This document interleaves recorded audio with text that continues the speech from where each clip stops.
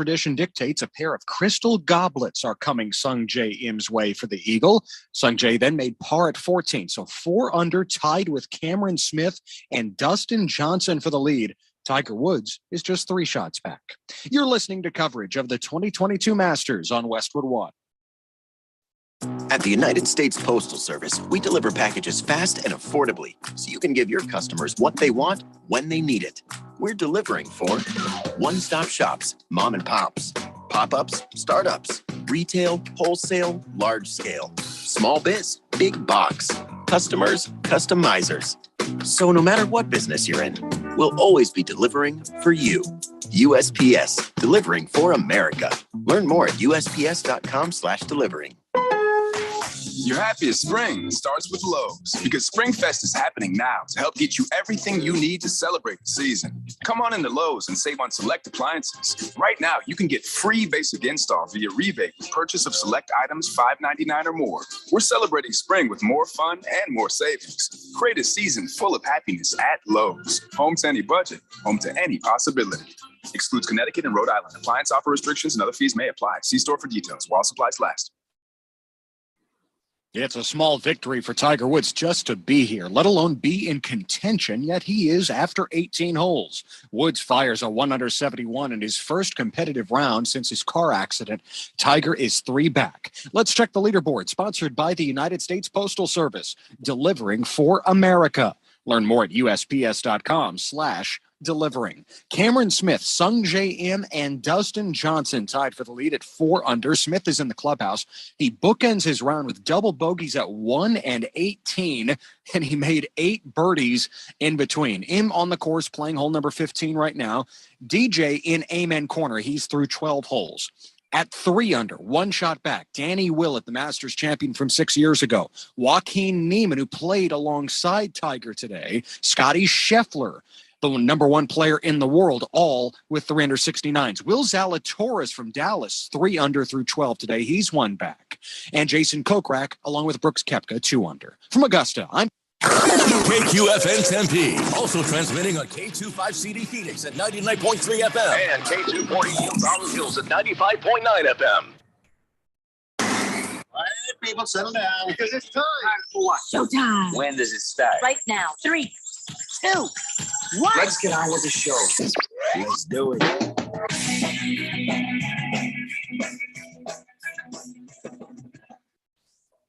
All right, everybody, it's opening day, Thursday, here on the Daily Blender. I'm your good friend, your radio pal, Jeffrey O'Brien, alongside Randy White. Got Keon Rose in the control room, and you guys are on the Fanatic text line, 888-368-1580, as we broadcast live in the Harmon Solar Studios in Scottsdale. Yes, we know about what Steve Wilkes said about the Cardinals. Yes, we are keeping track of what's happening in golf with the Tiger Woods and the Masters. Yes, all those things are happening, but we're going to start with it being opening day in baseball, a day we were not sure we would actually get. But the billionaire and millionaire babies figured out a way to play along. And so now here we go, opening day. And according to Baker's Cocky Hymns, the Cubs have officially now have the best record in all of baseball. Mm-hmm. Enjoy it while we can, he says. Yeah. He says, I'm happy. Might as well be Friday. So there you go. Have you watched any baseball yet today, Randy? Yes, I watched the Cubs-Brewers game. I was doing some writing, and I was watching the Cubs game, had it on in the background. 5-4 victory over the Brewers. Look, his first game, it was a cold day at Wrigley, but the Cubs came out, and they looked ready to play ball. So it's good to get back to the old crack of the bat, the old slap of the leather, the old whiz of the fastball. So I anticipate it's going to be a fun season. Fun season indeed. All right. So that there's a good way to put a positive spin on it. Now, of course, the Berg is on the text line, and he's getting MRIs, getting checked out. He's been battling the old brain cancer again. Poor guy. He's been through so much, and he's a trooper, man. That guy is man card accredited so much that there's nowhere left for a medal on his jacket. You know what I mean? Yeah. But he was saying the other day, it's like, well, I can use some only positive vibes and stuff. And I was, of course, just being a jackass. And I was like, oh, well, what am I supposed to do with these negative vibes? I was going to throw. He's When am I supposed to do this? And I was just messing around, and he says, well, I don't know. Let's check our calendars and, whatever. So now he's saying, get your calendars ready. Well, I don't have anything negative to say just yet, Berg, but stay tuned. I'm sure I'll figure it out. Kind of hard, though, to be negative on National Beer Day. Hey, what? See what I'm wearing in honor of National There you Beer go. Day? Periodic table of beer. Yeah. Nice. So here's the thing. It's not just National Beer Day. It's all, I'm not making this up. It's also National No Housework Day, which for some of you is every day. National Burrito Day. I felt like we've already had National Burrito Day, but I'll not say no to a burrito. So no housework day, no National Burrito Day, but more importantly, National Beer Day, which, by the way, is, I'm guessing, the most widely celebrated of the three. And so there you go. Get yourself a nice mug of that liquid orgasm in a mug and enjoy. Get the good stuff. Yeah. Get that glory syrup all up in you there, buddy. Get you some of that foam honey. Yeah. Bang. There we go. There we go. One of those, man. Yeah. Love it. Big George says, hello, gentlemen. Happy Thursday. What a great day it is. Opening day, and the Cubs beat the Brewers 5-4. Cubs are going to be the 2022 World Series champions. See, that's George on day one. George on day two, if the Cubs lose, is fire that guy. Oh, I can't believe this is horrible. Oh, God, they should just move the team. But have this one day of bliss, Big George, because we know what comes next from you. Yep. So, all right. So National Beer Day happens to be opening day. And, of course, fans of all the teams all over the place, not us, but others, believe that this could be a magical year. Hope springs eternal, Jeffrey, on opening day. Everybody, all baseball fans everywhere, believe their teams have an opportunity to get off to a good start and do something special. Now, I'm a bit more of a realist. I believe the Diamondbacks will win under 60 games this year, and it will be a miserable season. But hey, it's baseball, and I don't care. I am a lifelong baseball fan. It's going to be a lot of fun to see how things shake out. But the alcohol helps when you have a team like the Diamondbacks. Absolutely. Or a team over in Oakland who's pretending to be like the Diamondbacks, trading everybody away. Yeah. And so everybody is drinking. And because of what I just said there about, how Oakland's traded everybody away, it turns out now, according to Finance Buzz, it turns out the average Oakland A's fan spends $58 on alcohol while at the game. Which is way more than any other team. But when you see what they're doing, playing the California version of the Diamondbacks organization, that could make you want to drink. St. Louis Cardinal fans are second with $43 at a game on booze, and then the Texas Rangers $42. Cubs fans 40, Chicago White Sox 39. League average, by the way, is $27 on that. So what are the Diamondbacks at average booze? They didn't show up on my thing. I didn't click to see the whole thing. I just saw who the worst of it was. It's not us. So maybe after this season, we'll climb the drinking ladder. Yeah, it's funny that you bring up the Oakland Athletics, because this is a team over the last several years. They've been a scrappy team, and maybe some of you out there in the fourth dimension will remember the movie that came out talking about Billy Beane, and Moneyball was the name of the movie. And Billy Beane, the general manager, who's still the general manager there, and how he came out with all the statistical information, and how sabermetrics got its way into the baseball. Billy Beane is the reason for that. He hired that guy. They came in there and he built a team. They've been doing that for years. Well, this season, it's funny that you say that, Jeffrey, because this season I don't anticipate Oakland having a very good season at all. The Athletics, they lost their coach. Bob Melvin is now the coach of the San Diego Padres. They got rid of multi-million-dollar players that they had on their team. So I hope the sabermetrics really helped them out. Otherwise, it's going to be a long season for the A's in Oakland. It could be their strategy to sell even more alcohol. You might want to look at those stats. That's true. Yeah. So, by the way, I am a Diamondbacks fan because, well, I grew up here and the Diamondbacks showed up later in my life. I mean, as a teenager, I just didn't even have a team. I wasn't really following baseball that closely. And of course, Randy, who were you a fan of before the Diamondbacks showed up again? Man, I had a lot of team in the Don't 70s. say Dodgers. Well, in the 70s, it was the Big Red Machine with Johnny Bench and Pete Rose and those guys. Mm-hmm. I was a fan of. I did listen to a lot of Dodger games on KFI that would come in. The AM station would kind of come in on what we call skip. And I was able to hear Vin Scully call the Dodger games. And then later on, because of regional radio, I could hear a lot of Dodger games with Vin Scully, but was never a big fan of the Dodgers. So, I mean, I was Oakland A's fan for a while.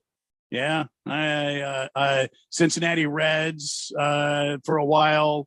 Yeah. Cubs fan for a while. And how about you, Keon? Diamondbacks came. Yeah. Well, so, when I was a kid, the Washington didn't have a baseball team. And we went up to New York to visit my grandma every summer. Oh, no. Yeah. Oh, no. Yeah. Now I'm about to say words you don't like. I used to be a Yankees fan. Oh, no. And then we moved to Texas and they play I listened to the home of the Houston Astros, KTKR, the Ticket 760. So the a trash can banger. Well, no, because they weren't cheating at the time.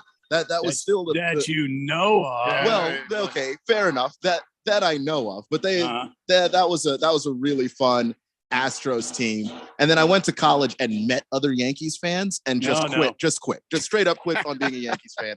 It was just awful. It was just like, oh no, we just talk about the 27 championships all the time. We don't care about this team at all. So I couldn't do that. I let it go. And then Washington got the Nationals right around the time I was going to college, 2007. So I became a Nationals fan to unify all my teams together as Washington teams, and I haven't looked back. Well, it turns out, if you look at how people decide on their teams, of course, it always makes sense. Proximity is the main reason. Family is another one. Like your family has always been, you be in Minnesota. If they've always been Raider fans, you're going to still be a Raider fan there. But I think the biggest factor is going to be just where you grew up. So Randy and I, we grew up around here. And so we're, of course, Diamondback fans. And Keon, you made bad decisions as a young man. Bad decisions. If I just gotten into sports a little bit later in my life. Mm-hmm. Yeah.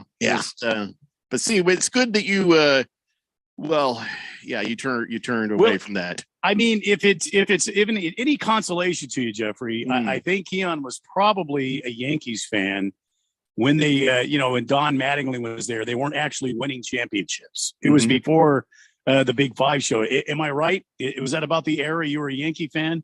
Don Mattingly was their first baseman, and Paul O'Neill was just coming on the scene, and Bernie Williams was there, and I don't think so. No, I think were they winning championships then? Yeah, because Jeter was there when I was. Oh well, I must have been. I have a question. I have a question, Randy.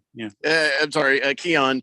Were you a fan of the Yankees when they got beat by the Diamondbacks in the 2001 World Series? I was. Good. I hope it hurt. It I did hope hurt. you cried a little. It hurt. It hurt a lot. And I cried, definitely. How old were you when that happened? 11. Yeah, okay. I guess you'll say, if you crying. Wow. Man card. I feel really old. I wasn't a man. I was 11. Yeah, I didn't even care that about September 11th happening a month before. I didn't even care. I was just like, you know what? Suck it. America's got more than one city, and Phoenix is one of them. Bam, right. In your face, Yankees. In your face. Yeah. Mm-hmm. 888-368-1580. Fish Tank says opening day. Yep. Got my Braves hat, Braves jersey, replica 1995 World Series ring on. Baseball is back. Yeah. Boy, Fish Tank is all over the place. How did you become a Braves fan? Because you're a Dolphins fan and a Braves fan. That seems like you should be one of those Florida team fans. I'm kind of curious about your evolution. Berg says, fire Keon immediately. You took a lot of restraint, but listen, we all made mistakes. Yeah. Yeah. I was a kid. Jagdog says, Keon, you are dead to me. Yankees? I was a kid, and look, my grandma. We went up to New York every summer to visit my grandma, and so I watched a lot of Yankee games. It wasn't like I just wanted to pick the Yankees. It was the team I was watching the most. Mm-hmm. Wow. Still no excuse. King of Kittens says, when I was a kid in Tempe, I listened to Vin Scully and the Dodgers on games on my little clock radio until way late into the night. Yep. Yeah, you would get those LA games that would come in. And but I remember when I was a kid, and that was, again, this is in the 70s. This was way, way back there. I had a little transistor radio, and I remember at the Little League field, I'd be carrying that radio around. And if you just got it right and the atmospheric conditions were right, KFI would come in from Los Angeles, an AM station, and you could hear all the Dodger games and Vin Scully, that magical tone of Vin Scully, and you could listen to the games. Didn't matter who it was. He was calling a ball game, and it was almost like a story time with mom. That would just really soothe the soul, listening to Vin Scully call baseball. Have you seen the video? It's on YouTube somewhere of Vin Scully literally reading a grocery list. And it's amazing. It's amazing. He's just great at it. I think I have, as a matter of fact. Yeah. A carton of eggs. Like the way he says words, he's good at it. So Vin Scully is the only reason I don't hate the Dodgers. The way I hate the Yankees.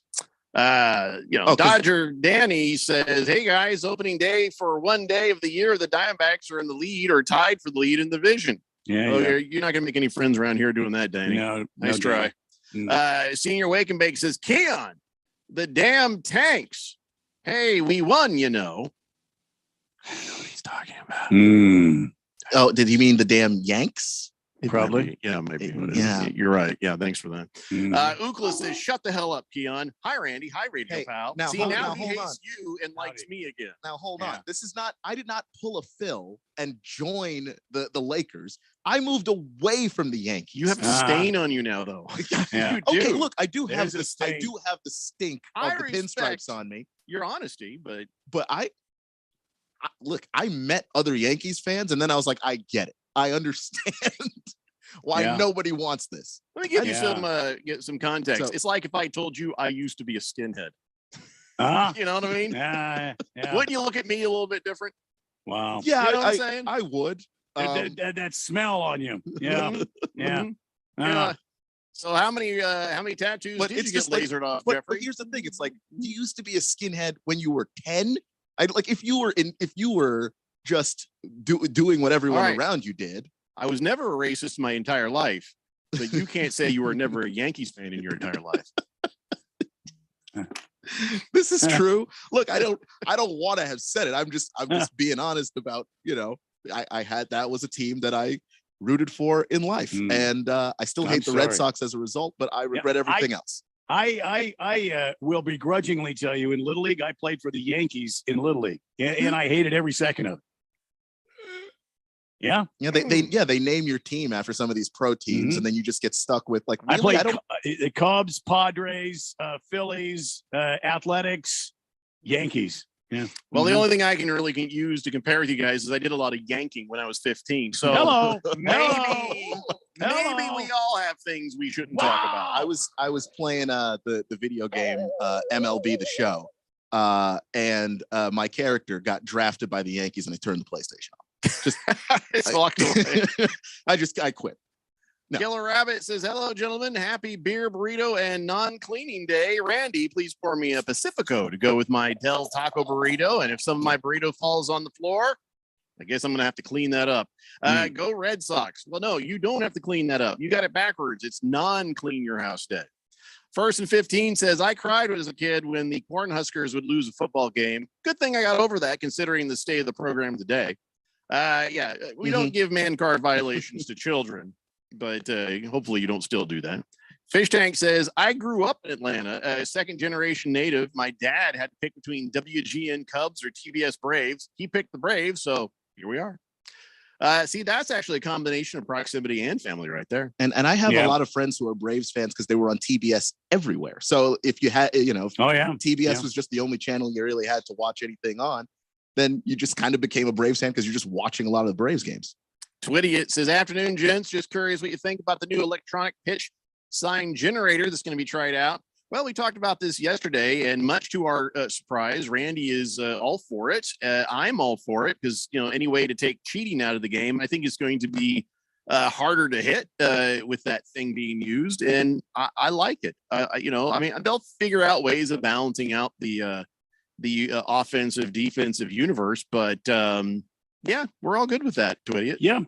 Yeah, no problem with it at all. And it speeds the game along too. You're not sitting there going through a bunch of numbers. Now, seen him do this. This. If we could just get the damn batters to stay in the batter's box and quit adjusting their jock and undoing their gloves and rubbing the top pine tar on their bat and adjusting their hat and picking something out of their teeth and spitting on the ground 3 times and drawing the Mona Lisa on the plate there before you get it. Just get in the damn box and hit, will you? If you watch one team for an entire season, you'll start to know who does what in what order, who adjusts the helmet first, then the gloves, then the bat. Like, it just, come on, guys. You got to stop this. You got to stop it. Nomar Garciaparra. He was shortstop for the Red Sox. You remember this, Keon? The guy, after every pitch, would back out and do the same thing. He would undo and redo his batting gloves on each side. He would adjust his helmet. He would feel up his bat. He would adjust his jock,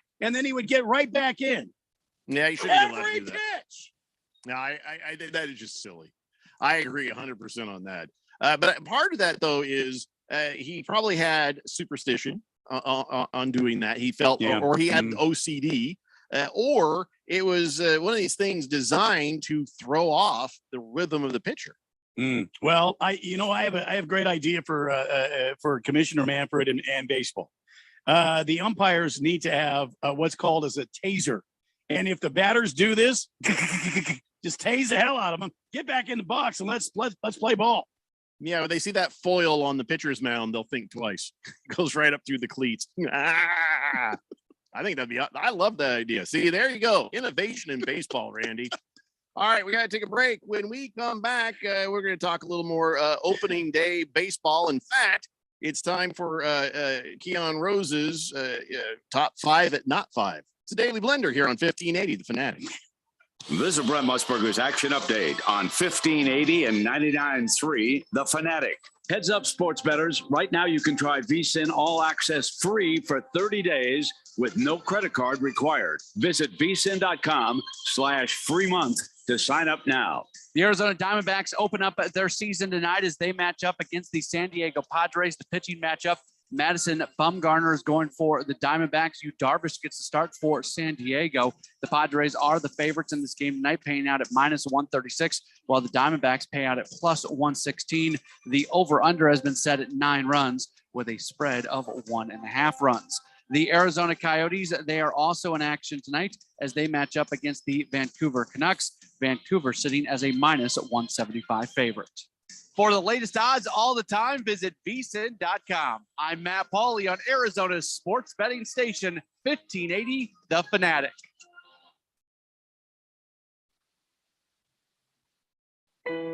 From the Augusta National Golf Club, Westwood One Sports presents this special report on the Masters. I'm Ted Emmerich. We've got a new solo leader here late in the first round. Sung J M followed his eagle at 13 with a chance at birdie at 15. It's not a super quick one. Up the hill, 11 feet for birdie at 15 and the outright lead through the shadows of the loblolly pines.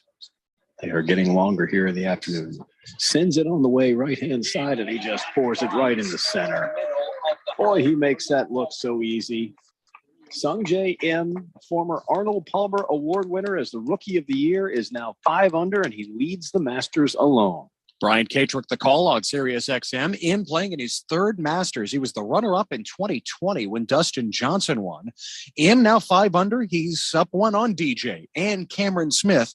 Both are 4 under. You're listening to coverage of the 2022 Masters on Westwood One. Welcome to Total Wine and More. I'd like a new Cabernet. You will love this one. Find what you love what you find. At Total Wine and More. Drink responsibly, B21.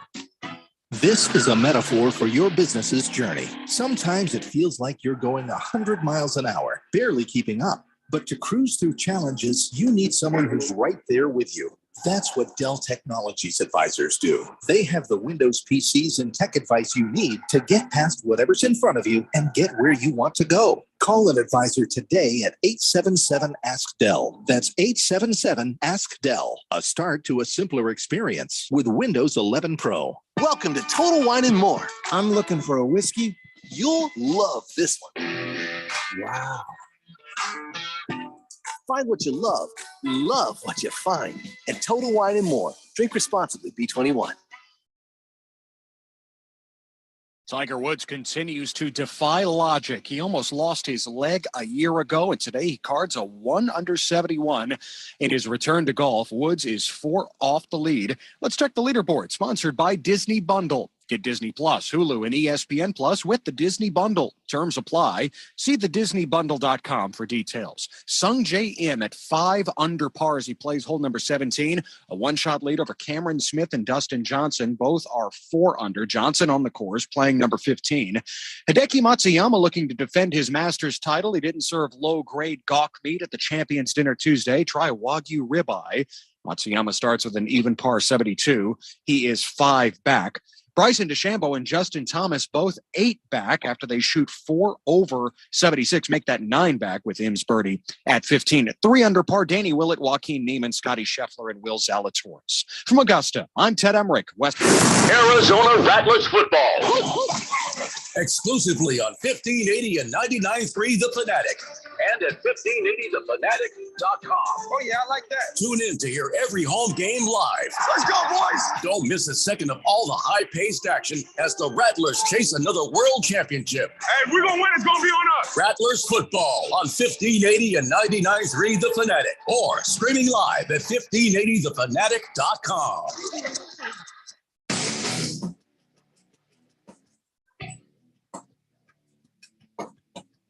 Daily Blender here on 1580 The Fanatic.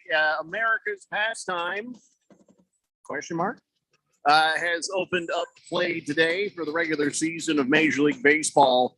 Of course, I don't know that baseball is America's pastime anymore, Randy.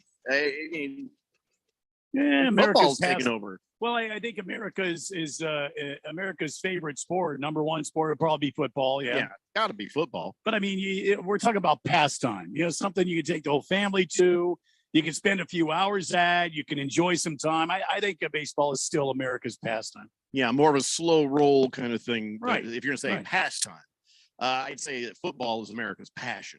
888-368-1580. Senior Wake and Bake says, Keon, new name, Phil or Ralph? What do you want to go with now? Wow.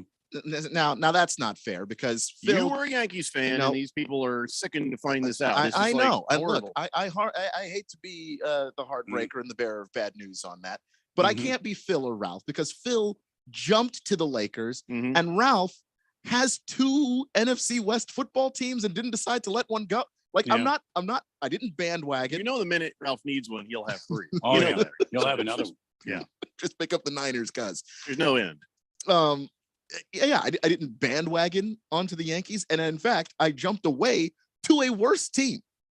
Berg says no excuses on the Yankees. 10, 5, 35, 60. No reason to be a Yankees fan ever, he says. I want to implore the fourth dimension. Fourth dimension, can't we please show some grace and some compassion here on a man who did not know the mistake he was making. Yes, he stained himself by aligning himself with the New York Yankees, but can't we find it in our hearts, fourth dimension, to give Keon a break here? He was a young man. He didn't understand what he was doing. He was a foolish child, dare I say. He did not understand the sin he was committing. Won't you give Keon one more chance? Fourth dimension, please. I'm with Randy's chuckle. I think we should tase him. Why? Wow. Why? No. I don't know. Just my first reaction. You know, no, don't take it personally. I know it's your first reaction because you think it'd just be funny. I mean, well, he just said, "Can we tase Yankees fan Keon?" Now they're going to call you Yankees fan Keon. Call me what you like. I root for the Washington Nationals. It's the only team I root for in baseball outside of the Diamondbacks, who are team number 2 for me because I live here now. That's it. I don't. Just nobody heard my plea for. I'm going to get over it, but I'm going to need a minute. I don't know if the fourth dimension's ever going to forgive you. I sure hope so. I mean, my family was in New York at the time. That's where I was listening to baseball. And a lot of John Sterling, who is incredibly corny, but when you're a kid, that's hilarious. So I don't know. I was a kid and I rooted for a kind team. of like Chris Berman. Yeah. And then I grew up and I grew out of it. It would have been better if you'd been like, well, kind of became a college fan because, well, I was in college and I needed a ride.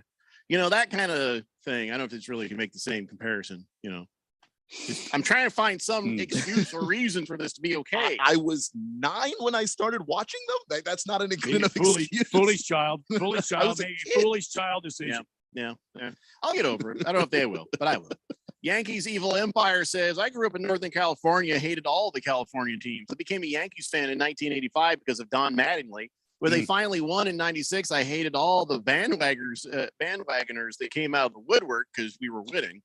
It's true. Nobody likes bandwagoners. Yeah. No. Yeah. In fact, that was the funny thing about the Seahawks back in the day. Like nobody was a Seahawks fan. Suddenly there were all of a sudden their fans are called the 12s, and I'm like, there were no 12s 3 years ago. There wasn't. Stop it.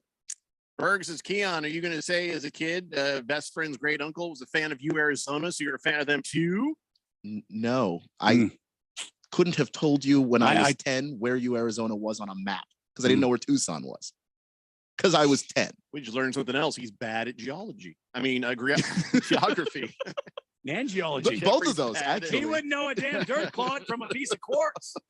He's got a corn nut. He's like, I'm pretty sure this is a diamond. Dodge Danny says, first of all, I'm not sickened that Keon's a Yankees fan. Aren't we supposed to be all inclusive? Now, hold on. No. Don't describe me as a Yankees fan in the present tense. I am not a Yankees fan.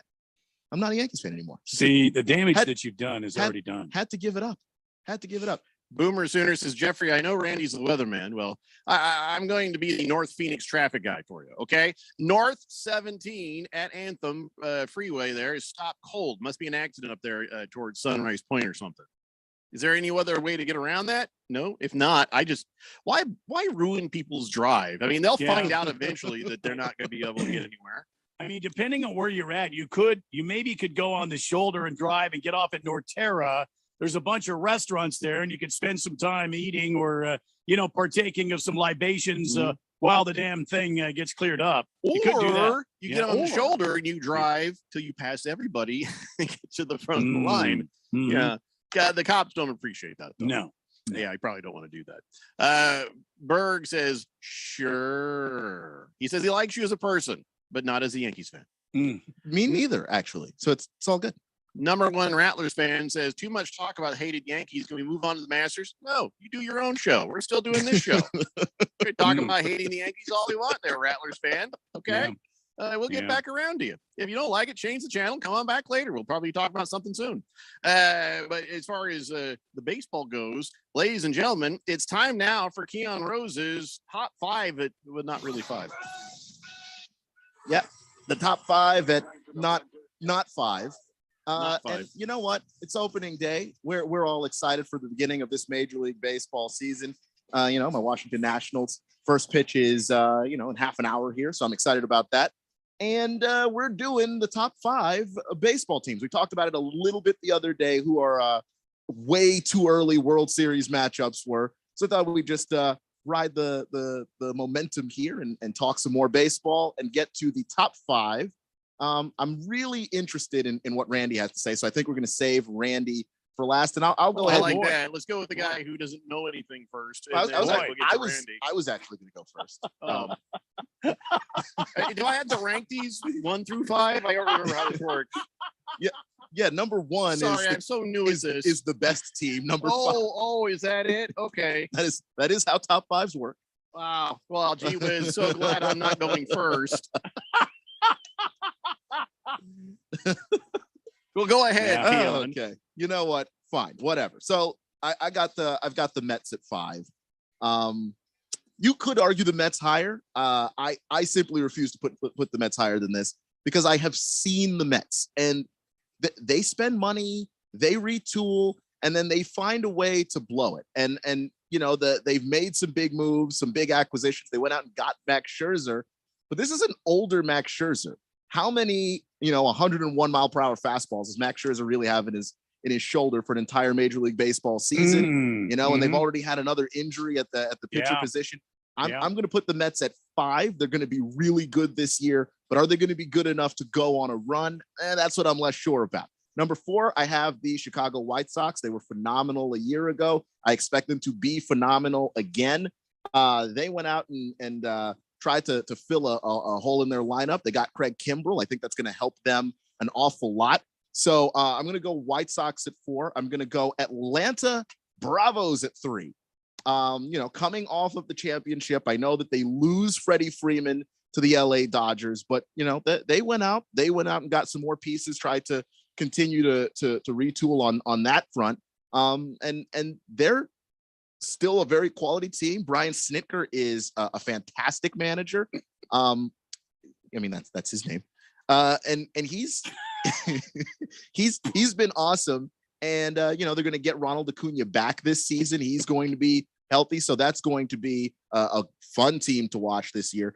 The Blue Jays are my number 2 team. I think they're going to win the American League and go to the World Series this year. Just a murderer's row of hitters when you just look at what they have. And obviously Vlad Guerrero Jr., who I think ought to be the front runner for AL MVP this year, just based on his production last year, the leap that he was able to make as a hitter, and the fact that I expect him to get even better and continue to improve. And the number 1, I have the Dodgers. I tried to finagle this list in every way possible, so I wouldn't have to say the Dodgers number 1. But they're loaded. They are bleeping loaded. So I can't really not have the Dodgers at number 1. So there you go. That is my top 5 right now. All right, I will take a turn. Okay, so you and I have very different lists, Keon. I'm looking at the Astros to have a pretty good year. I've got them at number 5. I know they've lost some names and stuff over the last couple of years, but Jose Altuve and Correa.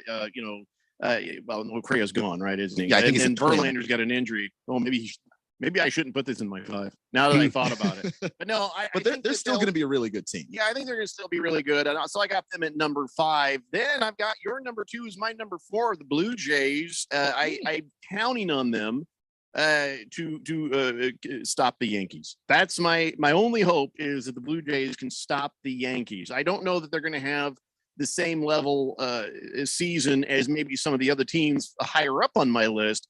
But they got Vladimir Guerrero Jr. They got Teoscar Hernandez, Bichette, he's awesome. They got a hell of a team over there. Even though they're Canadians, I'm going to give them number 4. Number 3, the Braves. Not a whole lot more I need to say about that you didn't already say earlier. Then, of course, my number 2, Chicago White Sox. That offense is stacked. You got Luis Robert, bat flipping Tim Anderson. Sorry, Randy. Jose Abreu. We got that guy. The White Sox are looking to have a really stellar year again. And of course, it's the Dodgers. Yeah. Everybody's going to have the Dodgers number 1 because how can you not be a number 1 when you spend all that money? Oh, that's right. Yankees have been. I find it funny that you guys have not put New York Yankees anywhere near the top 5. No, I can't because I hate them. And I can't because I think they're overrated.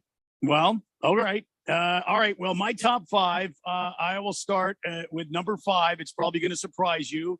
But I think that the St. Louis Cardinals, I have a feeling about this team. And I think they have retooled, and they've also aligned many bats in their lineup. So I number 5, St. Louis Cardinals. Number 4, I've got the Chicago White Sox. I'm still not convinced this is a world championship team, but there's a lot of youth on this team. If they can stay healthy, and I feel like if their pitching staff can hold up, the Sox will go out there and win, even with Tim Anderson, the bat flipper. They can certainly do some damage. Now, again, this is the way too early. Number 3, I have at number 3, I've got the Boston Red Sox. I think everybody is overlooking the Boston Red Sox. They've had 2 down seasons. Last year, they had a pretty good team, ended up at second place in the American League East. They have acquired some talent in their offseason. and they brought up some people. And I think this team is a cohesive unit. So I look for the Boston Red Sox to be good. Number 2, I've got the Toronto Blue Jays. This team is stacked with talent. It's young. It's exciting. It's vibrant. The problem that I have here with the Blue Jays is they let their Cy Young award-winning pitcher go away. And so have they replaced him with an arm that's going to be reliable and somebody that can come in and a pitcher that can anchor this pitching staff? That's the only question for me. Number 1, I got the Los Angeles Dodgers. How can you not? Mookie Betts, Freddie Freeman, the Red Menace, Max Muncy. I mean, the list just goes on and on and on. Then they picked up a legitimate closer because they got rid of their closer because he wanted too much money. They brought in another guy to be their closer. This team is stacked and loaded for bear. Now, I will say this. I have 2 dark horse teams that I want you to keep an eye on.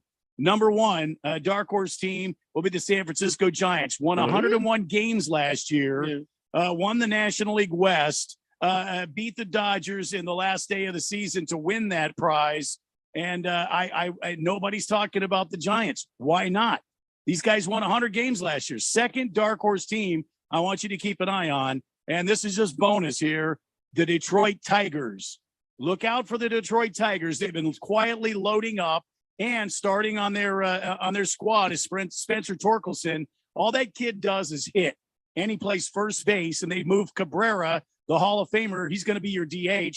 And they've added some pitching depth and some outfield depth.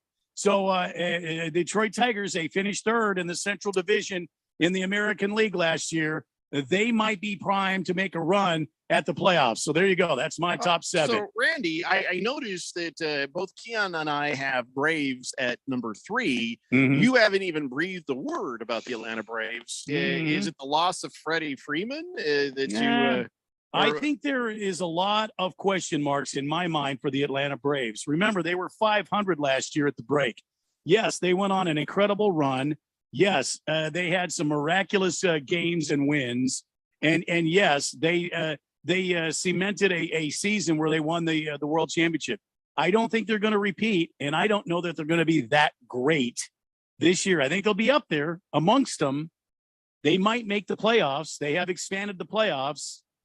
But I think there's a lot of talent out there. The Mets, that's another team to keep your eyes on, along with the Braves and the Phillies, another team to keep your eye. I mean, there's just so much out there. The Diamondbacks, not a team to keep your eye on. No, my God, no. Not unless you're physically at the ballpark, just enjoying the game. Yeah, the Diamondbacks are a bag of rocks. They're just going to sing. I just got a quick question for you, Randy. Do you think that the Mets dethrone the Braves in that division? Because the Braves win it every year, even when another team is able to pass them, they win it every year. I got to be honest with you. I think the National League East is between the Mets and the Phillies. Really? Yeah. Okay. Bryce Harper, who I am not a big fan of, came into camp. He looks very lean and very strong, and he looks very motivated. And they picked up what's his name with the funny name? They got him. I would watch out for Phillies for sure. Okay. Big George says, wow, Jeffrey completely wipes the floor with the competition again in his top 5, not at 5. I mean, it wasn't even close. No, it's amazing. I don't know even to tell you. This isn't even my strong sport. So I know. Thank you. I will take the W, though. Thank you. All right, we're going to take a break. We will be back. A little more baseball. Then we're going to move on, of course, to other things. We will talk some about the Masters. We will also talk some about what is happening with the Cardinals and these new allegations from Steve Wilkes. It's the Daily Blender here on 1580, The Fanatic. If you're an IT professional looking for an opportunity with great benefits and the freedom to creatively solve problems in a career with great growth potential and a team environment, look no further than Affinity Technology. Serving the Valley since 1992, Affinity Technology is looking for a level 1 tech to develop and deliver excellent solutions and outstanding customer service. Visit atechaz.com/jobs and get started with your future today. That's atechaz.com/jobs. When you run a business, you need to be in control. And while you can't control everything that happens in the world of business, you can definitely take control of your utility expenses with the help of Harmon Solar. Give them a call and see how your company can save up to 80% on that monthly electric bill with zero down and no payments for 12 months. Harmon Solar is a local family-owned company that uses top-of-the-line equipment. Call Harmon Solar, 800-281-3189. That's 800-281-3189. Or go to harmonsolar.com.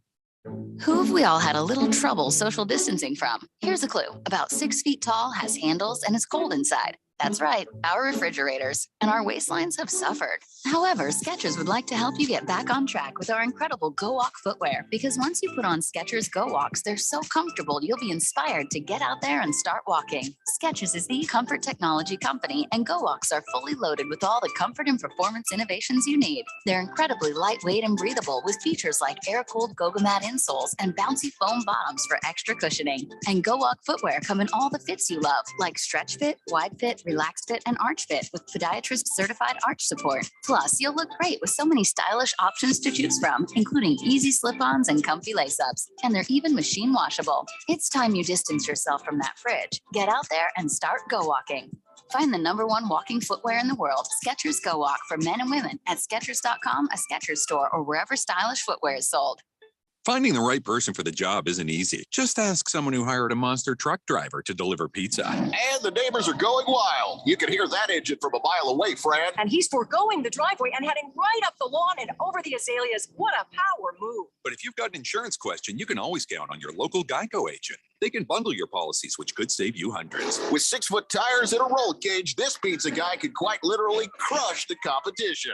For expert help with all your insurance needs, visit geico.com/local today. If you're age 62 or older and own a home, this message is for you. Reverse Rob here, Money Radio's expert on reverse mortgages. Learn how to tap the equity in your home and increase the quality of your life by earning tax-free income while protecting your other retirement assets. Join us for our free Second Saturdays webinar every month to learn more. This is not too good to be true. All you need to do is reverse your thinking. Call me today, Reverse Rob, to learn more at 602-REVERSE. That's 602-738-3773, or download my app by searching Retire Right with Reverse Rob. 1580 The Fanatic. And at 1580thefanatic.com. Your home for sports.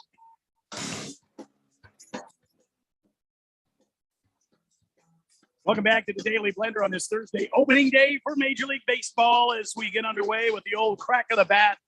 America's pastime in action. Lots of great action today, and also tomorrow the Masters going on. But because it's baseball season, you can turn K's into cash, big hits into big wins with the FanDuel Sportsbook. Here's how you do it. New customers step up to the plate with a risk-free first bet up to $1,000. Sign up and place your first bet at the FanDuel Sportsbook app, and we'll refund you up to $1,000 back in site credit if you don't win. So you can sign up.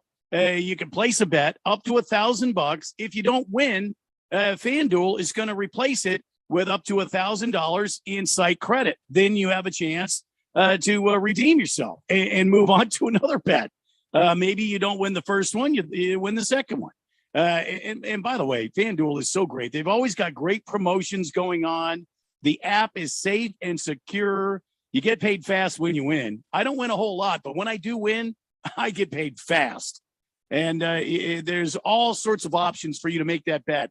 And there's all sorts of parlays going on where you can take a small investment and turn it into a big return. See for yourself why FanDuel is America's #1 sportsbook. Download the FanDuel Sportsbook app.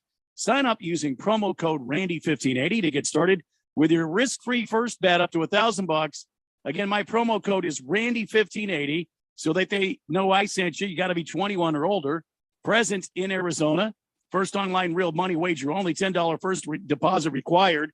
Bonus issued as a non-withdrawable site credit that expires in 14 days after receipt. Restrictions apply. See full terms at sportsbook.fanduel.com. Gambling problem? 1-800-NEXT-STEP or text NEXT STEP to 53342. All right, let's get caught up on the text line. A lot of people with comments about our top five, not at five, about the Major League Baseball. And, of course, all the other crap we've been talking about. Number one Rattlers fan. Now we're getting closer to talking about Tiger Woods and the fabulous start of your beloved Rattlers. I mean, I don't really know much what we're going to say about the Rattlers, other than we're glad to see them starting off so well. But we're definitely going to talk about the tournament here in a minute. Boomer Sooner says, well, shoot, Jeffrey, I just like baseball so much. I can't wait for the next USFL to start in mid-April or mid-May or whatever the heck it's going to bring on some football. Yeah, about that. I love football. I can't watch any old football though. It does actually have to be good. So you'd be flipping through, right? And you like, oh look, on Cox Channel, whatever the hell. Oh look, there's a high school football game. You'll pause for like about a second and go, okay, what else is on? Oh, Murder She Wrote. That's good. Yeah, there's only so much you can do with amateur football. You know what I'm saying? I mean, you saying any football is better than no football. I 100% disagree on that. It's like the any publicity is good publicity. No, it's not. There are definitely things you can do to get publicity that will ruin your life. Bob Schwersky says, hey, we should be accepting of everybody's sports fanery, whether that's Jeffrey Randy's or Yankee on there. Let's call you Yankee on. Oh, that's beautiful. Oh, Bob Schwersky, that's funny, man. Yeah, you want that to die, though, Keon. You don't want to. Yankee on. Yeah. Yankee on. Yeah. Ukla says, okay, Keon, temporary reprieve since you were a kid, but I'm watching you. I mean, if you want me to burn a Yankees jersey, I'll do it. No problem at all. I have no emotional attachments with that team. Dodger Danny and Fish Tank want you to know that Kimbrel's a Dodger now, Keon. Yeah, I got the trade backwards in my head. They traded Pollock for Kimbrel. King of Kittens says, they traded AJ Pollock. By exiting I-17 at Carefree Highway and going west, you can get to New River Road. Just go to North Road. Go north to avoid most of the backup. Okay. Berg says, Randy knows baseball. Senior Wake and Bake says, hey, Keon, you ever seen Behind Enemy Lines? Jeffrey, Randy, I think we have a spy in our presence. I don't think so. We do not have an eject button, unfortunately. I don't think so. Well, the big red button in the studio is actually a delayed dump button. But an eject button, that's an interesting idea. Bruno Baller says, a spy for who, though? Who would I be spying for? Yankees. Well, that's exactly what a spy would say, wouldn't they? Well, no, I'm just asking. That's exactly what a spy would say, isn't it, comrade? Who would I be spying for? I think is that not a fair question? Who are you spying for? I'm not spying for anybody. Well, you brought it up. So who are you spying for? Well, no, I didn't bring it up. I was accused of being a spy. I feel like you just brought it up, and now you're playing this communist mind game with us. You can't say that I'm a spy. I can't not say you're a spy. So who are you spying for? Well, then the default position is if you can't not say it, then I'm not. If I can't not say it, then you can't not say you're a spy. So why don't you just cut the crap and tell us who you're spying for? I can't tell you who I'm spying for if I'm not spying for anybody. A spy would never tell anyone. Right. A spy does not tell tales. Loose lips sink ships, Jack. You're a pretty good spot. We'll give you that. You're a pretty good spot. Bruno Baller says the Mets' biggest problem is that Bruce Jacobs is their fan. Probably that's right. True. Yeah, that's a good point. Just Tip says, good afternoon, gentlemen. Since their last full season World Series win in 1988, Dodgers has been ranked a top team almost every year. However, they found a way to choke it away every year too. I don't see why this team will be any different. Well, I mean, I would agree with that, but you have to look at what the team is. You've got to look at how they've assembled this team. They're not too old. They've got some great pitching in there. Yeah, they've got some spots in there that can get run over pretty easy. I mean, Kershaw is not the same Kershaw he was 5 years ago. He's got the bad back. He only signed a 1-year contract. But look, this team just continues to reload, man. They just continue to reload. How do you doubt? You put Freddie Freeman at first base. You got Mookie Betts in right field. Those are 2 300 hitters right there. Max Muncy. Then you got the Red Menace at third base. I mean, this team is loaded for bear. And they're coming to get everybody in the West. They got embarrassed last year by the Giants. They're mortal enemies, and they want to annihilate the West this year and go way deep into the playoffs. And by the way, they've got Trey Turner, too. Just an embarrassment. The Red Menace, Trey Turner. About the Red Menace, wouldn't you, Keon? He used to play for the Nationals, of course. Thunder Snow says, "Can we go to hating back to hating on the Yankees again, please?" Absolutely. We never stop. Anytime. Dodger Danny says, "Mark my words. Oh, boy. Dodgers are not choking it away. They're winning the 22 series." Danny, it's hard to play ball when you've got both hands wrapped firmly around your neck.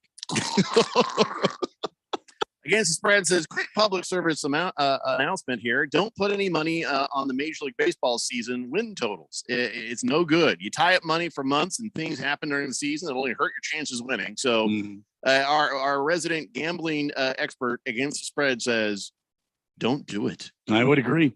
That's a good point. I would agree with that. Big George says, "It's clear that Keon is spying for the evil empire. That is known as the New York Yankees. He must be silenced. Just keep an eye on him, guys. That's all you got to do." Okay. I mean, I will do whatever it takes to disavow and distance myself from the New York Yankees. You tell me what it would take, and I'll do it. Enemies closer, guys. Just saying. As many as you like watching baseball. It's good. Okay. Bruno Baller says the American League West can be very competitive this year with the Astros, the Mariners, the Angels, and the Rangers. What do you guys think? One of them. Yes. Well, I mean, the Mariners were greatly improved last year, and I think the A's will just add to the fact that the Mariners, the Astros, and the Angels are going to get. So don't forget the Texas Rangers. They've made some improvements too. They've spent some money. Yeah, they could be a very competitive division. So I don't know how deep they're going to go in the playoffs, but they definitely are going to be fun to watch. Mr. Wilbur says, "Randy, boy, oh boy, you put a little fright in me there. I'm glad you said you had both hands around your neck." Boomer Sooner says, "I love these phrases, loaded for bears." As Randy says, "I had a friend at work that used to say cold beans." The hell is that all about? Cold beans. I don't know. Well, I've never said cold beans, but I used to say cool beans because I had this guy that used to say that to a producer when I was working in television. The guy would ask me a question. I give an answer. He'd go, "Cool beans."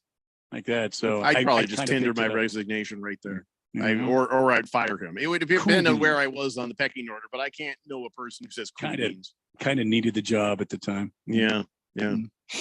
Like Keon when he was in college. He needed that ride. Oh, I'm kidding. He didn't need a ride.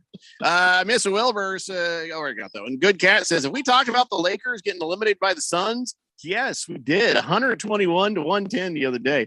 Yeah. Oh, it felt good. But of course, then the Clippers won last night against the Suns. But who cares? We kind of knew that. Yeah, that was a practice game for the bench, basically. And well, we are going to talk about that. There were some pretty positive things that did come of that. No moral victories, but when you're kind of cruising your way into the top spot of the playoffs, doesn't matter. Yeah, I think that there are pretty much only moral victories after that point because you've done all the winning. It was not a moral victory; it was a practice victory. Fair enough. It was. There are never participation awards. Never. They lost the game, but they achieved the objective. That's what I'm going to say about that. We don't have time to get too deep in on that. Are we going to give I mean, we're not going to put money on it like Against the Spread said, but are we going to put a win total guess on the Arizona Diamondbacks? Randy, how many under games? 60. Under 60. Okay, so I think we need to say an actual number. We have to give it an actual guess number. So go ahead. I can't do that. I have to play the over-under game. It's going to be under 60 games. But I don't want to do over-under. I wanted to just guess how many. So you say 60. I say under 60 games. No, but so I will say 59. There you go. 59 games, says Randy. How many do you say, Keon? Well, they won 52 last year. You should write it down, and we keep this for the rest of the year. Go ahead. Okay. Randy says 59 wins for the Diamondbacks. I'll give them like 55. Okay, write it down. Yeah, I'm writing right now. Price is Right rules, bitch. I said 1.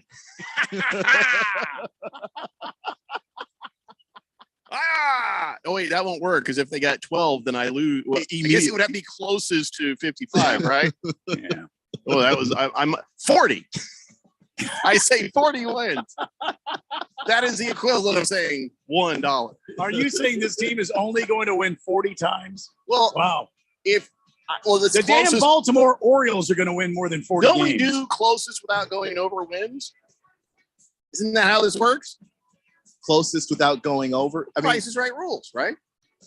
How does this work? Do I have to say something? I don't know. You're the one that came out with one, bitch. Ha ha. Price is Right rules. All right, 54. 54. There you go. Now I've got it. 54. I've like scratched out your number 3 times. Okay. I'm 54. Keon's 55. Randy's 59. There you go. I just Price is Right at you anyway. That's what that was. Okay. All right, guys. That is 1 hour down and 2 to go. And we come back talking about Tiger Woods and the Cardinals and other stuff. It's the Daily Tiger Blender Woods? here on 1580, The Fanatic. Tiger? From the Augusta National Golf Club, Westwood One Sports presents this special report on the Masters. I'm Ted Emmerich. Tiger Woods' friend and fellow Masters champion Freddie Couples said if Tiger can walk the hills at Augusta National for 72 holes, he can contend. He's too good. Well, 18 holes in, Tiger looks like a contender coming back from the horrific car crash last year. Woods putting down a 1 under 71. To hit the shots in the right spots, I know where to hit it to a lot of these pins, and I'm missing the correct spots and give myself good angles. And I did that all day, and I was able to make a few putts and end up in a red like I am right now.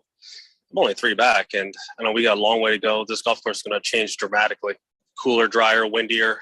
You can hear the sub-Arizona out there. So this golf course is going to change, and it's going to get a lot more difficult. Yeah, the storms of earlier this week are history now. Tiger is currently 4 off the lead now, held by Sung J M, who is 5 under par. You're listening to coverage of the 2022 Masters on Westwood One. We're the one who protects the flock, and that requires an eye for detail. Because when safety and well-being are on the line, it's the details that can save lives. Even when no one else is watching, you see everything. Grainger gets you, and we're here for you, and all the ones who get it done with a wide range of safety products and solutions, plus board-certified safety consultants here to answer your questions. Call, click Grainger.com, or just stop by. Grainger, for the ones who get it done. At the United States Postal Service, we deliver with advanced technology and equipment so we can reach over 160 million addresses across the country. We're delivering for thinkers, doers, movers, shakers, groundbreakers, future makers, innovators, trailblazers, disruptors, streamers, dreamers. So no matter what business you're in, we'll always be delivering for you. USPS, delivering for America. Learn more at USPS.com/delivery.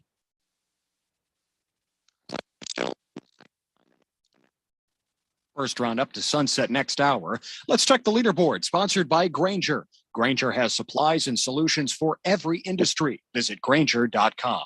Sung J M has sole possession of the lead at 5 under par, but it's got a tough up and down for par coming up at 18. It's a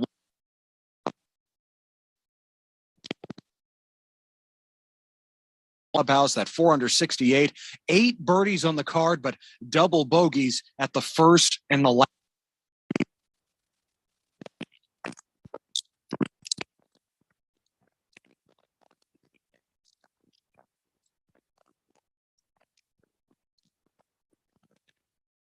Koepka sliding down.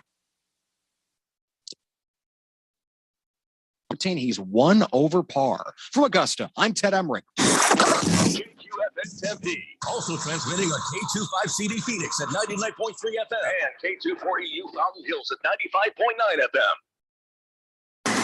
All right, people, settle down because it's time. For what? Showtime. When does it start? Right now. 3, 2, 1. Let's get on with the show. Let's do it.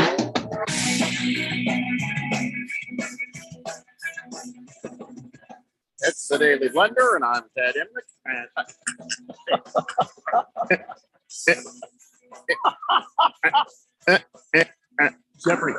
Jeffrey. What? Keon, can you hit the reset on Jeffrey? Oh, he no, not the dump. He actually looked at the reset, not the dump. No, I pretended there was an imaginary button. Oh, next to me. yeah.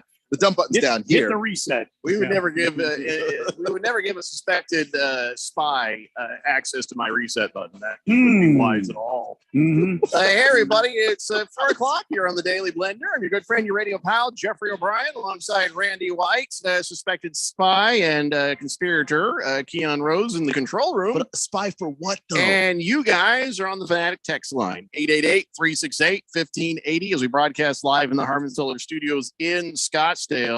Okay, so before we talk about the Masters and what's going on out there on the golf course, let's talk about what happened on the hardwood last night. That's right. Phoenix Suns did go down in defeat to the Los Angeles Clippers.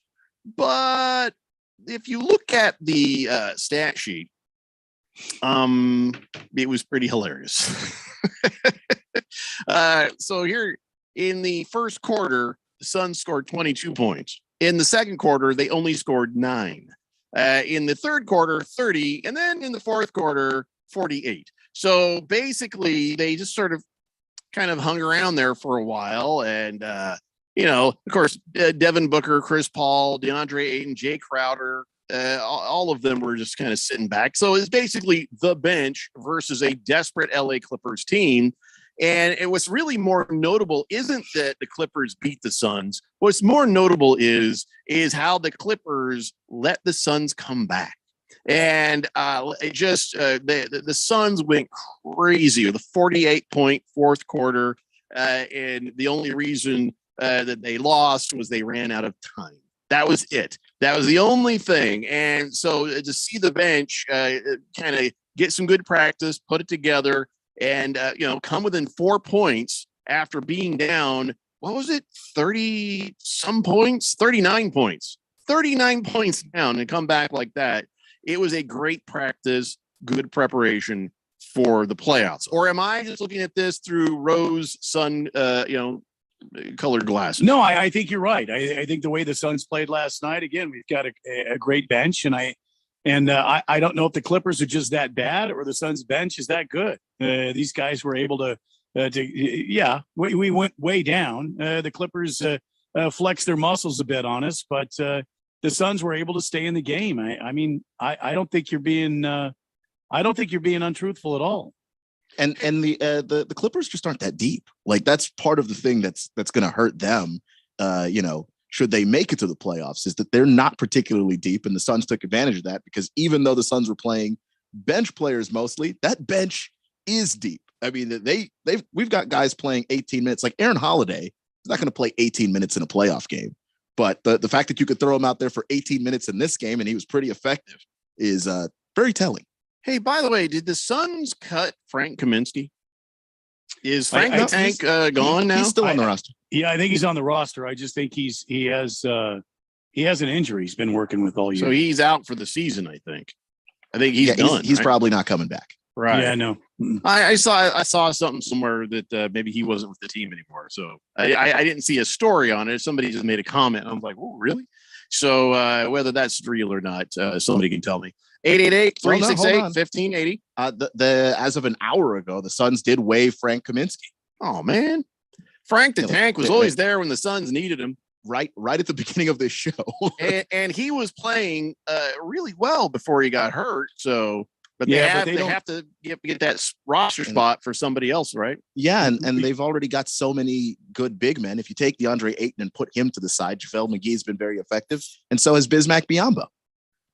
Yeah, that's a great name too, Bismack Biyombo. That might be my favorite name in basketball right now, Bismack Biyombo. I can see that. Sure? Well, is there better?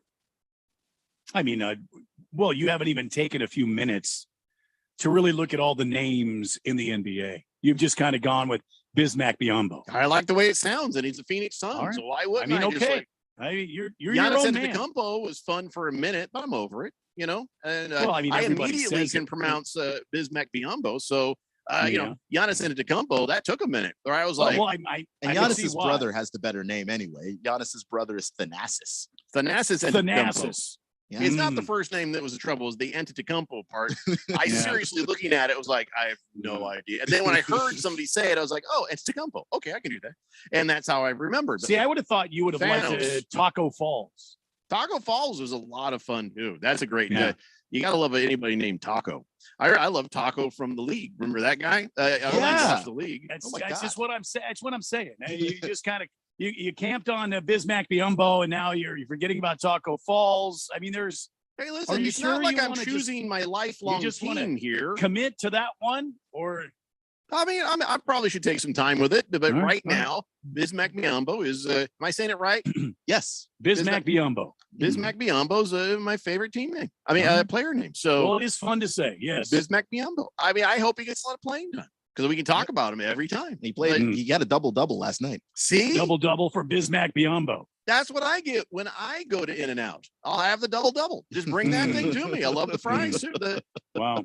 Why not? I wish the made In-N-Out fresh burgers every day. were a little bit bigger, though. I could sit there all night, Jeffrey, and I could watch what they do with those potatoes, and they put that in that machine, and they pull that lever down, and it comes out as that magic French fry making machine. Oh my God, I could watch that all night. I have the home version for hard-boiled egg, where you just take it and you go, and then you can make eggs. But see, here what I do is it goes, and then I take the egg out and I move it and I go again, so it's like little chunks, perfect for egg salad. Nice. You got to have that beautiful thing.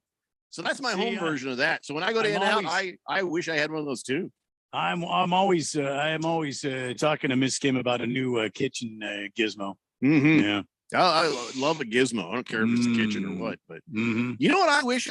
I'll tell you what. If I win the lottery, you know what I'm going to get? I'm going to get one of them house vacuums. You know what I'm talking about? House vacuums. Yeah, the house is the vacuum, and you go to a room and you plug it into the wall. Oh, I see. Yeah. You just you walk around with the hose and the attachment, and you just plug it into some like outlet thing in that room. No cleaning a bag. It just blows it over the neighbor's fence, and you're good. That's I like it. A house vac. You don't see those anywhere, do you? Not anymore. No. Did you? When I was a kid, an era for that? When I was a kid, I had a friend that his house was a vacuum. I always thought that was cool. Yeah. I had a girlfriend. Her head was a vacuum. I don't know if that counts. She was not smart. 888-368-1580. Is that what you meant? Yeah. No, I immediately, no golf ball jokes. Immediately took that the wrong way. Just immediately. Something to do with sucking the chrome off a trailer head. Nothing to do with that. I was innocent in my thinking. Now I understand how that sounds. Bismack Biyombo. There's a name for you. Big George says, I heard Frank the Tank was waived by the Suns so they could elevate Ish Wainwright to a standard contract so he can participate in the playoffs. Well, I mean, there's another great name. Ish Wainwright. Which is short for Ishmael Wainwright, which is just a fantastic name. Also, Ish Wainwright, by the way, last night, 20 It's not points. as fun as Bismack Biyombo, though. Yeah, we were worried that the other teams are going to call him Ish the Bish. You know? That new term, Bish. There is also an Ish Smith in the league, so I don't think so because no one called him that. So Ish Wainwright and Ish Smith get together. They're like, what are the chances? What are the chances? And if Ish has to cover Ish, even better. Bruno Baller says, does Taco have an enchilada? Good God, I hope so. Hefty Lefty says, yeah, the Suns waived Frank today. Fish Tank says, Tiger is at 1 under par, and people are losing their minds. No other player on the tour gets this kind of hype for 1 under par. It's fine. I'm with Randy. I'm starting to get really annoyed by this. I have a question, though. I don't know why you'd be annoyed by it. The guy had an Alex Smith-style injury 14 months ago, and there he is doing the tournament. You got to be kind of impressed by that. Bears mentioning. I am very impressed by it, and I've said this before. I hope he's having fun. I hope he's enjoying this. I hope he is realizing the gift that has been given to him because he was going to lose his leg. I hope he does well. But dear God, I was just on the damn internet during the last break, and there was somebody on there saying that following Tiger Woods in his round today was the greatest sports moment of his entire life. And I'm like, are you kidding me? It's the level of hyperbole that people use when they talk about Tiger. That stuff is weird, but the amount of talking about him is not weird to me because time out. Yeah. What if somebody had said that about watching Alex Smith play the first game back after he had that gruesome leg injury? Would you be crapping on that guy? I'm not crapping on Tiger Woods, and I'm not crapping on Tiger Woods' accomplishment. I'm saying ESPN, Westwood One, CBS, and the rest of you fools out there, quit it. Stop it. He's just a guy, and this is a great accomplishment. But there was about 1,000 different stories going on other than Tiger Woods. And this is my story, Randy. I got 3 bets on Tiger Woods. I'm trying to win some damn money, $69. I'm rooting for you on your bet, but Yeah. If someone look, I appreciate everything that Alex Smith did for my football team, but him coming back and playing was not the greatest sports moment of my life. And if you describe this as that, or Alex Smith coming back as that, that is ridiculous. Of course not. It was you that did this to him. The Washington Commandos did this to Alex Smith. Technically, J.J. Watt did it to him. I mean, no, just your field did it to him. No, J.J. Watt went right through him because was the reason for it. He is a sacking machine. J.J. Watt has sacked a lot of guys. That gruesome leg injury was the first, and it had FedEx Field to thank for it, and you know it. Don't even act like that's only not because the entire area is cursed, not because the field itself some did gypsy it. just put a curse on the field. It's not that the field did it. Like, you look at that hit, and please God, don't. Here you go. The field did it. Let me bring some. So Jeffrey, Jamie O'Hara, Mr. Jamie O'Hara won on the Twitterverse, and I quote, and this was about 3 minutes ago. Following Tiger Woods round Augusta today has to go down as my #1 sporting experience. Was absolutely incredible. His putt on 16 being right in there, and the roar was just so special. Couldn't have asked for anything more. Hashtag Masters 22. Hashtag Tiger Woods. Let me ask you. Is this a younger person? Maybe it is the greatest sports moment of their life. Maybe they haven't seen much yet. Maybe, but even just watching on TV, the last time Tiger Woods actually won the Masters would be a better. Would be. He can't be that young. That it was not the best moment of my life. Listen, I was very happy about it. I won some bets. That's bigger than this.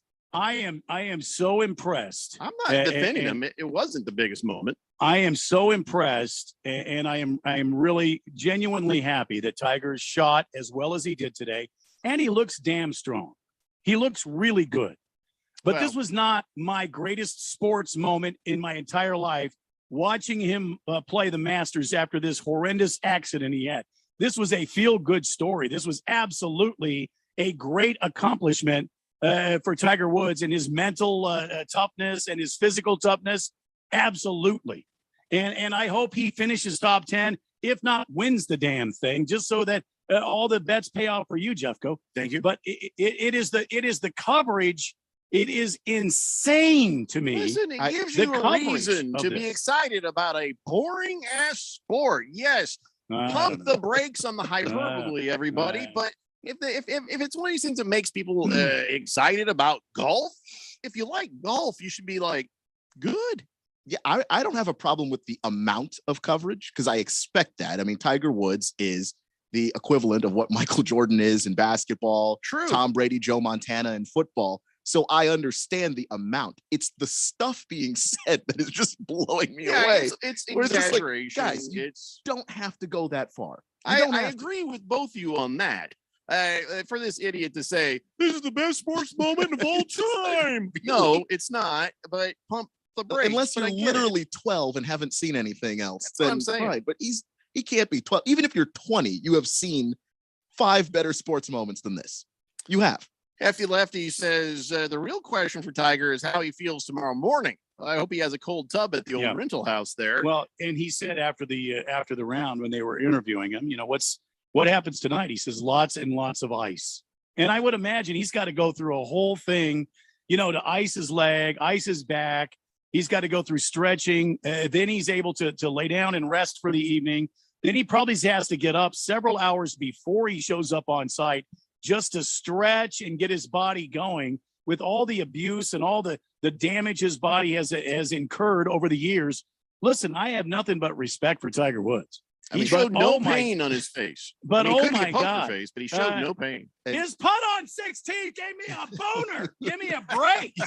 is Tiger Woods. We've seen Tiger Woods be incredibly tough before. This is a dude that had an ACL injury one time and then played through it. He was dropping to his knees after every hit. ACL and a broken damn leg. Yeah, and he just kept on playing. I've never seen anything like that before. And so for him, even as bad as that car crash was, for him to come back and do this now, this is just Tiger as usual. Well, Tiger as usual, but it's Alex still amazing. Smith level of comeback. Oh, kid. it's an amazing accomplishment. Hefty Lefty says, to be fair, just being at the Masters in person is actually a top experience for most people. No, that's a good point. That is Mecca. Yes, it is a prestigious place to be to watch a golf. But I have my problems with Augusta. I've got my own personal thoughts on some of the things. Augusta, it's not, to me, it's not as great as being, I don't know. It's not like a Hall of Fame experience for me. It ain't like the Phoenix Open. You know what I'm saying? It would be for me. And I've obviously some issues with Augusta as well, including how they treated Tiger the first time he was there and kicking everybody's ass. Tiger and everybody else that they've mistreated over the years. They were dirty, filthy racists for a long time.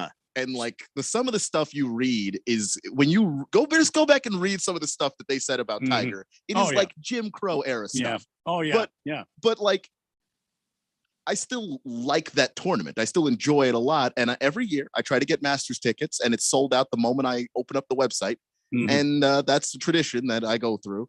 And it would be a top moment for me, Tiger or no Tiger. Like, the Tiger doesn't make that the top moment. It's the fact that here's this incredibly prestigious golf tournament and one of the most important majors in the entire sport. King of Kitten says, I thought it was my headphones. President Wallet says, my balls are flat. I don't know what those statements are in context, but right now I'm going to say those were the most out of context. Robert Surprise says, I'm a scratch golfer, right? Every time I hit the ball, I scratch my head and I wonder, where did that go? Yeah. Tiger had one of those moments. Like me. And on the, it was 17 or 18, but he I think it was on 18, he hit one and it was like, whoopsie. Well, he hit a few balls like that. He was in the pine straws and the trees, but look, that's what makes a great PGA golfer. That's what makes Tiger Woods. He can get out of trouble, and it doesn't really hurt him that much. So, I mean, good for him. I hope nobody misunderstands. It's just all of the. Oh my God! Tiger Woods just pulled his putter out of his bag. I think I'm just going to pass out. Oh, great. And because I'm with Randy. I say this as a person who. I only am watching golf now because of Tiger. I only ever got into golf in the first place because of Tiger Woods. But you don't have to be the most hyperbolic version of yourself to just say, this is amazing, and just be done with that. I'm having fun. He could have just tweeted that. It's been nice. This is really fun. Bruno Baller says, I wonder if that guy got to see Kirk Gibson's home run for the Dodgers back in 1988. My guess would be no. That guy. Yeah. He's probably wasn't even alive then. Navy Devil says Augusta looks nice on TV. Outside, not so much. Tons of Waffle Houses and muffler shops around there, though. It is Georgia. It wouldn't be Georgia without either of those things. Funny. All right, we must take a break. When we come back, we'll get caught up on the text line, and we've got to talk about some more NBA stuff as well. It's a Daily Blender here on 1580 The Fanatic. From the Augusta National Golf Club, Westwood One Sports presents this special report on the Masters. I'm Ted Emmerich. First round winding down, and the leader, Sung J M, was in danger of dropping a shot at 18. In the bunker, digging in, weight on his left foot, back, splash, and through, out beautifully, may go in. Oh, it hit the cup and almost went in. Sung J M puts his right hand over his heart. Heart was beating fast. He almost turned that into a birdie 3 in a round of 66. He'll have a tap in for a 5 under par round of 67, and Sung J M will be right at the top of the leaderboard after day one here at Augusta. Like Tarico, the call on Sirius XM, M still all alone in the lead at 5 under, one shot better than Cameron Smith, who's 4 under. Sung J and Cam Smith were the runner-ups at the 2020 Masters when Dustin Johnson was victorious. You're listening to coverage of the 2022 Masters on Westwood One. This is a metaphor for your business's journey. Sometimes it feels like the course keeps changing right before your eyes. And in order to maneuver it, you need an expert by your side. That's what Dell Technologies advisors do. They have the Windows PC and tech solutions you need to help you get out in front and stay ahead of the game. Call an advisor today at 877-ASK-DELL. That's 877-ASK-DELL. A start to a simpler experience with Windows 11 Pro. Blue 42, 53 is the leg. Burrito, hot leg. In football, sometimes you have to call an audible. We feel the same way about financial planning. With Fidelity Wealth Management, your dedicated advisor will work with you to create a personalized plan for your full financial picture. And as your needs change, they'll help you make adjustments so you can stay on target. Learn more at fidelity.com/wealth. Investment minimums apply. Fidelity Brokerage Services, LLC. Slow-moving first round at Augusta National. The course is playing longer than ever. After all the rain the last 2 days, plus big wind. Let's check the leaderboard, sponsored by Dell. For your small business needs, call a Dell Technologies advisor today at 877-ASK-DELL. Tiger Woods is working on recovery now after a truly incredible 1 under 71 on a right leg that doctors almost amputated 14 months ago. Woods is 4 back of Sung J M, who is 5 under. Cameron Smith, using the power of the mullet to card a 4 under 68. The players' champion from last month is 1 off the lead.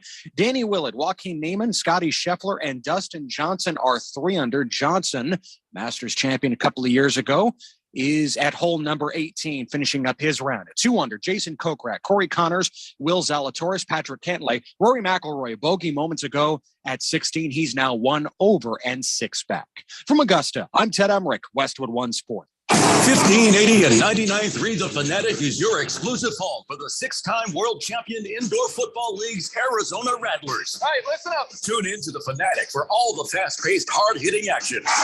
Listen as the Rattlers work toward the playoffs and their 7th world championship in team history. Let's keep it going. Arizona Rattlers football, exclusively on 1580 and 99.3 The Fanatic and at 1580thefanatic.com.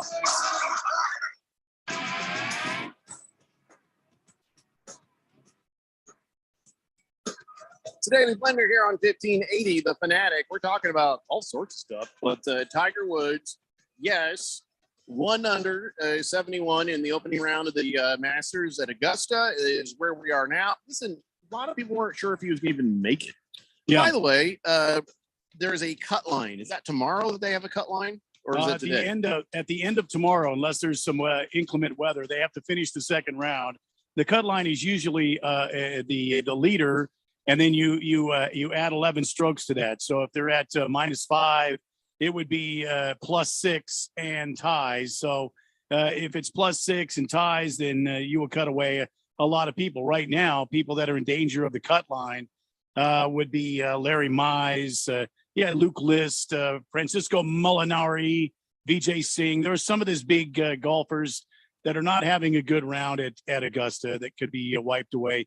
Justin Rose is at -4. Bernhard Longer. Jeffrey, I hate to tell you this. Yeah, I know. I see it. +4. Justin Thomas. But you know what I feel for the most is Sandy Lyle. +4. Sandy Lyle right now. He's at +10. You get to see all these other guys that tied for 84, tied for and then there's only one guy in last place, and that's Sandy Lyle, +10. Paul Casey looks better because he withdrew. So Sandy Lyle is not having a good day. He calls up his wife and kids. How'd it go, honey? Just don't even turn on the TV. We're going out for McDonald's. Stay off the internet, man. Just please. So is there any chance that guys like Justin Thomas, Bernhard Langer can find their way up, or is it a total of the 2 days? Yeah, because tomorrow, like Tiger Woods, his group will go off in the afternoon. It's supposed to be some breeziness and much cooler tomorrow. It's supposed to be cold on Saturday, some light winds, and then on Sunday it's supposed to be 73 and beautiful. So, I mean, there's always an opportunity for you to turn it around. And listen, +2, +3, +4, is not anything major. These guys can turn things around pretty easy. So I'm not too worried. It's the first day. And if your leader's at +5 and that's Sung J M, We'll see what happens. I've seen guys come from 8 or 9 shots back to end up winning things. This thing is far from over right now. Good Cat says, only 11 strokes. Normally it's 15. Just saying. He says, can we hear an original a cappella version of Burn in Hell Lakers, please and thank you? I think I would change it. I'll give you one right now. Burn in Hell Lakers. Randy. We're changing the words. Oh. You just follow my lead. Right. Burning off-season Lakers. Burning off-season Lakers. Burn in hell. I think it's worse to burn in off-season. Is it 15 strokes? I thought it was 11 strokes. Did somebody say were they correct? I was just impressed that Good Cat can get it done with 15. I mean, I don't think I could ever get it done with 15. No. What are we talking about? I don't know. The cut line in the match. Oh, sorry. Thought this had gone a different direction. I bet. Yes. No, normally it's 15. Just Tip says Keon is a spy. Jeffrey pushed Keon right to the edge of his flash hanger, asking if he was a spy. Keon did not explode like the real Keon would have. Well, I wasn't exploding before. So you're a spy. No, I'm not a spy. That does remind me, though, of that old Espen commercial that I always thought was really funny, where Alex Ovechkin comes in from the ceiling. Why would you like that commercial? He's a spy. Funny how you zeroed right in on that Ovechkin commercial. Mm-hmm. Well, because we were already talking about spies. Isn't that Nikolai Hobby-Bulin? That's the goalie, bringing him up through the false ceiling there. Yeah. And see how you knew that immediately? Yeah. Because I'm a Caps fan. Spy. What? I think it's a spy. No, because I watched the Washington Capitals. Oh, of course you would if you were a spy. My favorite eye on everything Washington. And that's why he lived in Washington. Yeah. It all makes sense now, Keon Roach. Yeah, a lot of spies in Washington. International man of mystery. Yep. Spy. Oh, okay.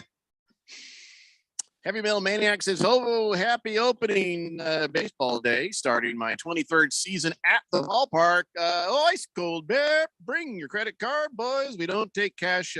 Buy a beer from me this season. Very loud, very always around. You'll hear me. Ice cold bear. Heavy Metal Maniac, seriously, you take every time? Boy, doesn't that slow you down? And does that hurt your bottom line or what? I mean, so every time you buy a beer, you gotta swipe, and you've got this thing you have to carry around. Heavy Metal Maniacs. So I mean, I haven't been to a game in a while because maybe he's got a duct tape to his beer chest. Duct tape to the beer chest? Yeah.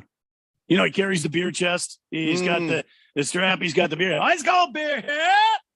I'm curious, Heavy Metal Maniacs, if it's no cash, seriously, because another way of preventing the old COVID, I guess, but. I'm curious about your setup on that. Big George says, is nothing more boring than radio play-by-play coverage of golf? That would put me to sleep quicker than Xanax.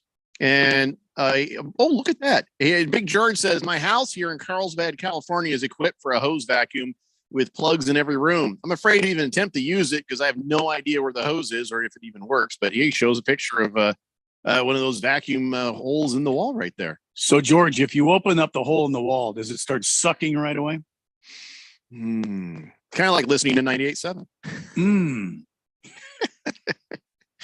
Oh, me. 888-368-1580. Screaming Eagle says, hey, Fanatic, who do you think the Suns will face in the first round of the playoffs? Well, it's either going to be the number 10, 9, 7. What did you say? Your mom. Yeah, it's too late. We missed the chance for that.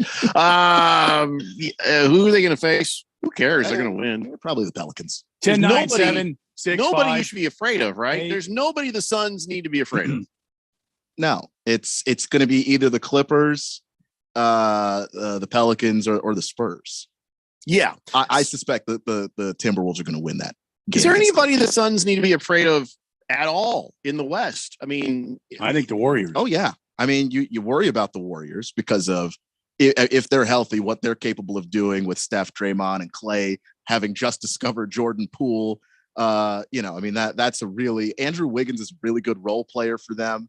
They're dangerous. The Grizzlies are very dangerous. The Warriors have picked up an unheard of player, out of free Febron Fames is his name, and I don't know who that is. Febron Fames is going to play. They picked this guy up. I guess he's an exchange student. I don't know. Wow, really? No kidding. That's going to be a lot of DNPs this entire postseason run for them. Suddenly just didn't. Where did he come from? Came from. That's weird. Febron Fames. Febron Fames is now with the Warriors, saying, "I always wanted to play with Steph Curry. I always wanted to escape the G League." I'm not saying that it's going to be a cakewalk for the Phoenix Suns. I mean, you got to, like Randy says, you got to play all the games. But if you look at it on paper, there's nobody for them to be afraid of. Not even, the Heat, of course, for when they play in the finals.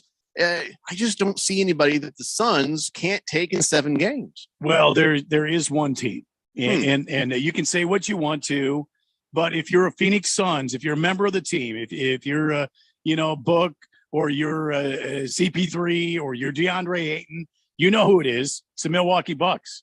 You know why? Because the Milwaukee Bucks beat you. I hope they get there. There's this uncertainty. There's this doubt in the back of your mind about the Milwaukee Bucks, and until you beat them, it's going to be there. I hope the Bucks get there, but it seems like it's going to end up being the Heat, right? I don't know. Boston has played the hottest basketball for the last couple of months of the season in the Eastern Conference. They look fantastic right now. Their defense is amazing. Jason Tatum has found another gear, which is just insane to me.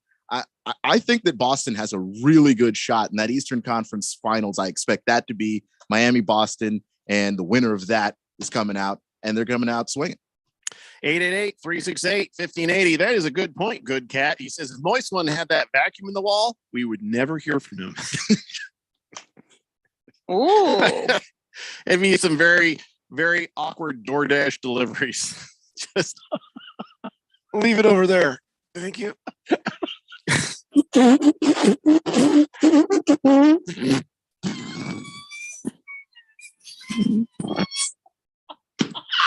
Thank you. Just leave it over there.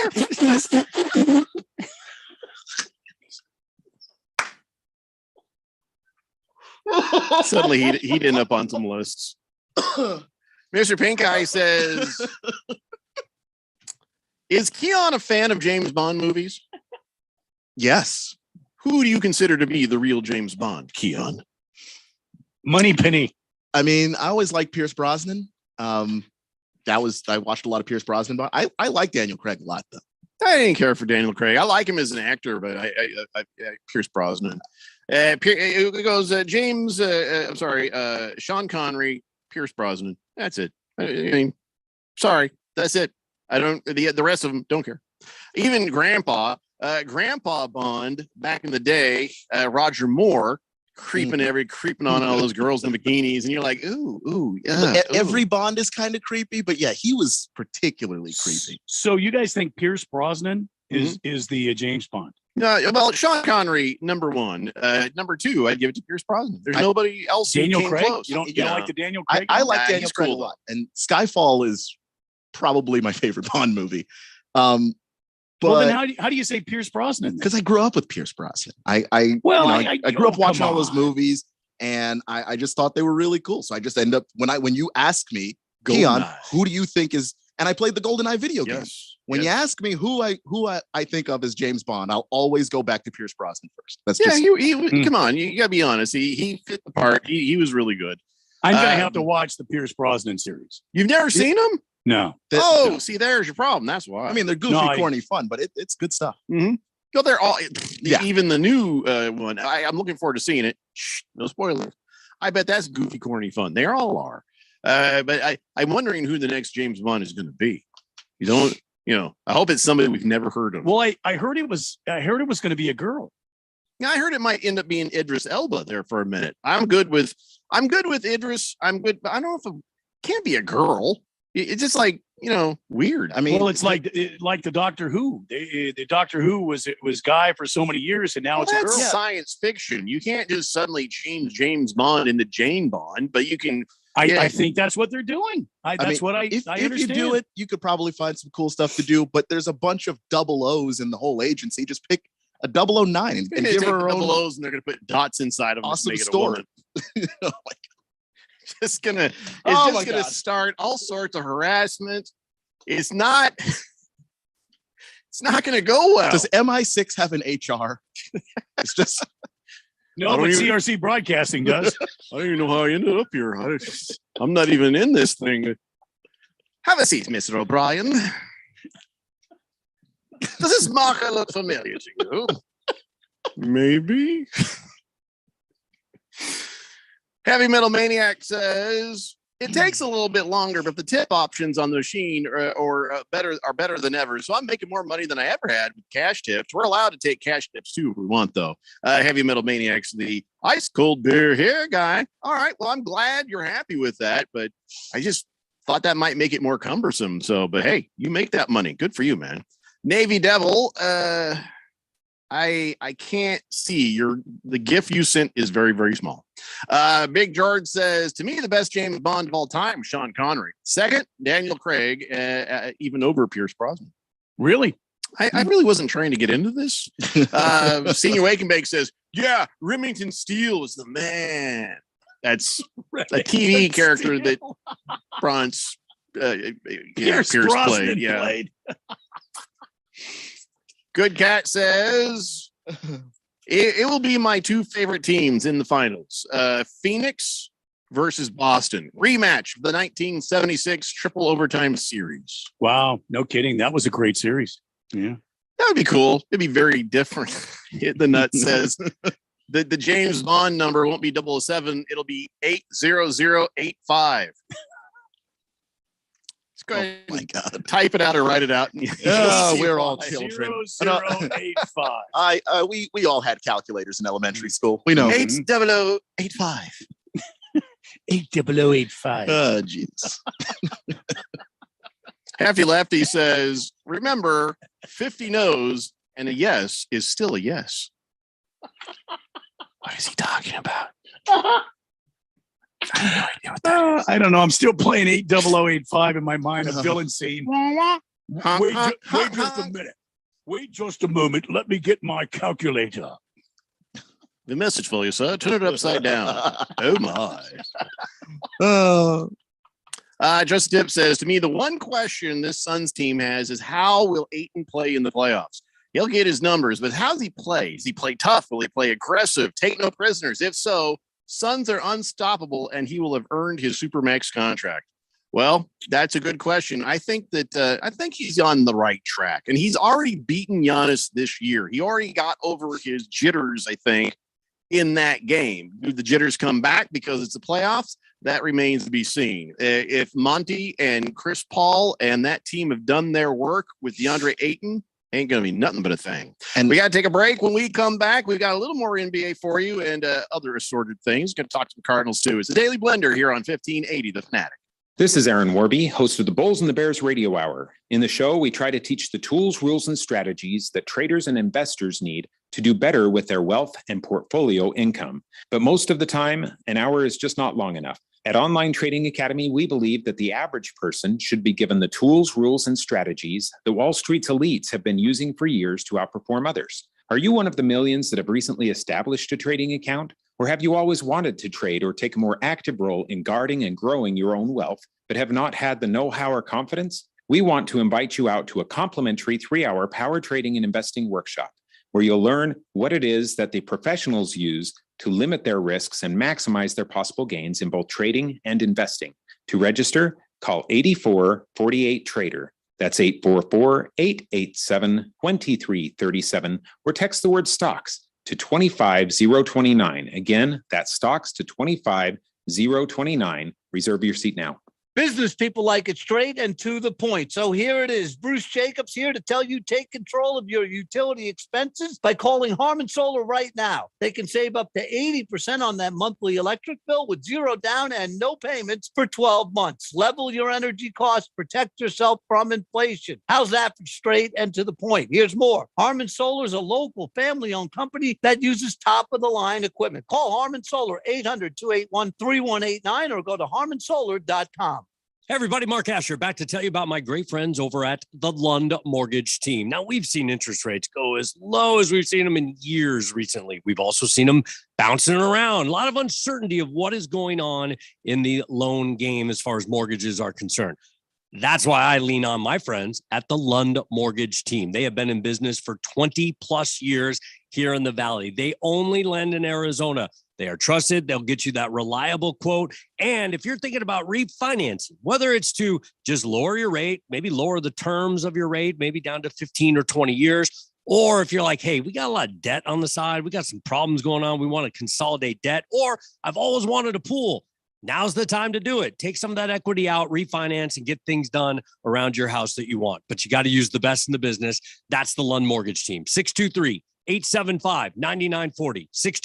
623-875-9940, or check them out online, lundmortgage.com. This is Dale Hellestrade from my friends at Constructors Bonding. If you need bonds, you can put your trust in Arizona's industry leader for the best service, rates, terms, and capacity anywhere. Constructors Bonding is the #1 writer with 14 sureties and will improve your bond program. Call Dave McKee today to learn how Constructors Bonding will perform for you. 602-432-5929. That's 602-432-5929, or visit cbialliance.com. Your home for sports. 1580 and 99.3 The Fanatic.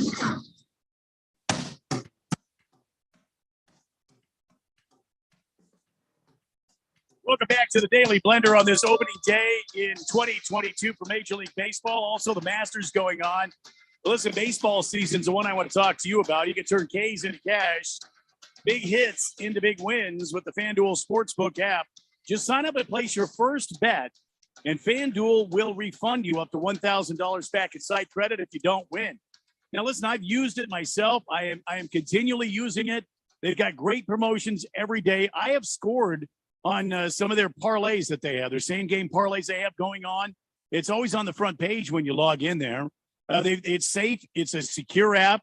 They take every precaution to make sure that you're well taken care of. They also care, too. If you're on the app too long, they'll send up a warning saying, hey, man, are you okay? Let's be responsible about betting. So they're very conscientious about being responsible about people spending money on their app. It's not all about the money. They want to take care of their people and have a great experience for you. So also, when you win, you get paid extremely fast. They don't hold your money very long. And so it's a great way for you to, kind of enjoy some time, play some small bets and enjoy your wins. See for yourself why FanDuel is America's #1 sportsbook. Download the FanDuel Sportsbook app. Sign up using promo code Randy1580. Get started with your risk-free bet up to $1,000. That's promo code Randy1580. Got to be 21 or older, present in Arizona. First online real money wager only. $10 first deposit required. Bonus issued as a non-withdrawable site credit that expires in 14 days after receipt. Restrictions apply. See full terms at sportsbook.fanduel.com. Gambling problem, 1-800-NEXT-STEP, or text NEXT STEP to 53342. Jeffco. 888-368-1580. Blissful Hayes is accusing me of cursing the Suns, saying nobody could beat them, just like last year. That's not what I said. I'm asking the question, is there anybody that the Suns really need to be afraid of? In a 7-game series, anything could happen. I'm not declaring it a lock or anything like that.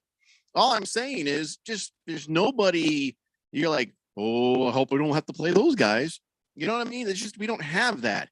And you got to remember last year, Blissful Hayes, I was cautiously optimistic, and it wasn't until the end I started getting that excitement and confidence in things. And if you look at the way the finals went down, still just stunned and can't figure it out, to be honest. But the Suns don't need to be afraid of Giannis Antetokounmpo. The Suns don't need to be afraid of the Celtics or the Heat. The Suns don't need to be afraid of the Warriors, the Celtics. But as Chris Paul says, if a guy's got a jersey that has NBA on it, that means he's pretty damn good. If the whole group of them are there, you better play him with respect, because if you don't, you're going to get burned. Absolutely. I would agree with that 110%. That is the voice of a veteran, and I think that's exactly what this Suns team needed. Remember, for so long, it was Devin Booker.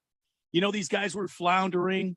when they brought CP3 in, they got the voice of reason, Keon, and this team started to play some really good basketball because they got the glue to hold this team together. It's such a brilliant move bringing Chris Paul in for two reasons. One, Chris Paul is a coach on the floor. He is an extension of Monty Williams, and that gets me to my second point of why it was so brilliant to bring him in. Chris Paul already had that experience with Monty Williams when they were both in New Orleans. So now you sort of pick up where they left off and extend it to a bunch of guys. And I think we give a lot of credit to Chris Paul, and he deserves it. But I do want to give some credit to these young guys that took the criticism that he gave out and used it to get better. I think that's something they were that's coachable. Huge. Yeah, they were coachable. And that's part of what makes this team fantastic. Yeah, the right mindset, the right attitude, the right heart, and one goal for every person on the team. They're all heading in the same direction. So absolutely right on that. Of course, then there's LeBron James on the other side of that. And he has said publicly, it seems like everybody communicates through podcasts now these days, but LeBron James, people have taken this out of context saying, oh, there goes LeBron trying to put another super team together with Steph Curry.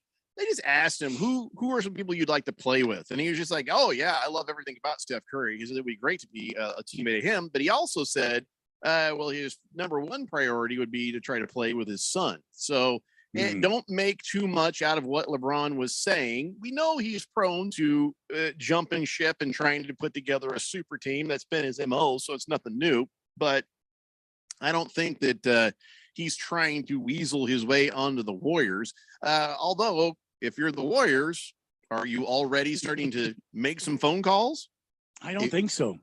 I don't think so. I think if the Warriors could make it happen, they would make it happen. They give up Klay Thompson. Because LeBron can't be the best player on your team anymore. I mean, he's clearly at that age where he simply can't carry a bunch of guys who aren't playing well, as we saw this season. But the Warriors had the same nucleus for 3 years or for several years now. They've won 3 world championships. Yeah. How many years they added ago? And subtracted Kevin Durant from that nucleus. Well, and when they added him, it didn't really change a whole lot. But you're going to have to break up that nucleus to bring in LeBron Fames, as someone just said. When's the last time the Warriors won? They've been. I mean, Steph Curry was injured. Draymond Green was injured. Klay Thompson was injured. He missed 2 seasons, almost 2 full seasons. Well, we don't let the Lakers off with that excuse. Well, I'm just. They haven't won in 4 years. Well, because they've been injured. They have been injured. Klay Thompson's just coming back to the team. Time to move on from Klay Thompson because he's a brick-o-matic when it counts the most. Boy, I don't know. I would go for LeBron James. And if LeBron James and Steph Curry were on the same team and you kept most of that nucleus that you were talking about together, or find another way to get him in there, maybe keep Klay Thompson. I mean, I think if LeBron James is on that team, it's a dangerous team. Not guaranteeing a championship, but that would be a dangerous team. Let me ask you this. I'm sorry, Keith. No, you're good. Let me ask you this question. We're all Phoenix Suns fans. We have a chance to get LeBron James on our team. Do we do it? Not if you have to. Not if you have to give up anybody to get it. The Suns are already a championship caliber team, as in you can go to a finals and win it. And the Warriors have not been a championship quality team in 4 years. You want to say it's about injuries or whatnot? It's just a fact. They don't have the personnel. And as you've seen with the Lakers, oft injured players are going to keep you out of playoffs and championships. So you really need to get rid of the guy who gets hurt the most and put in somebody who doesn't. And guess what? Bye-bye, Klay Thompson. Now, I don't know if I'd give up Klay for LeBron. But you got to give up something. Yeah. Draymond? No, you can't give up Draymond there because you're going to have to give up Draymond or Klay. Yeah. Like I think that if you could find a way to finagle getting LeBron on your team without giving up those guys, then go for it. But I wouldn't break up the nucleus to do it. That's where LeBron James is right now. I wouldn't have him within 200 yards of my team. He averaged 30 points a game. I don't care what he did this year. Yeah. Look at what the Lakers did. Nothing. He averaged 30 points a game. He's out there playing when he's able to or when he's not hurt.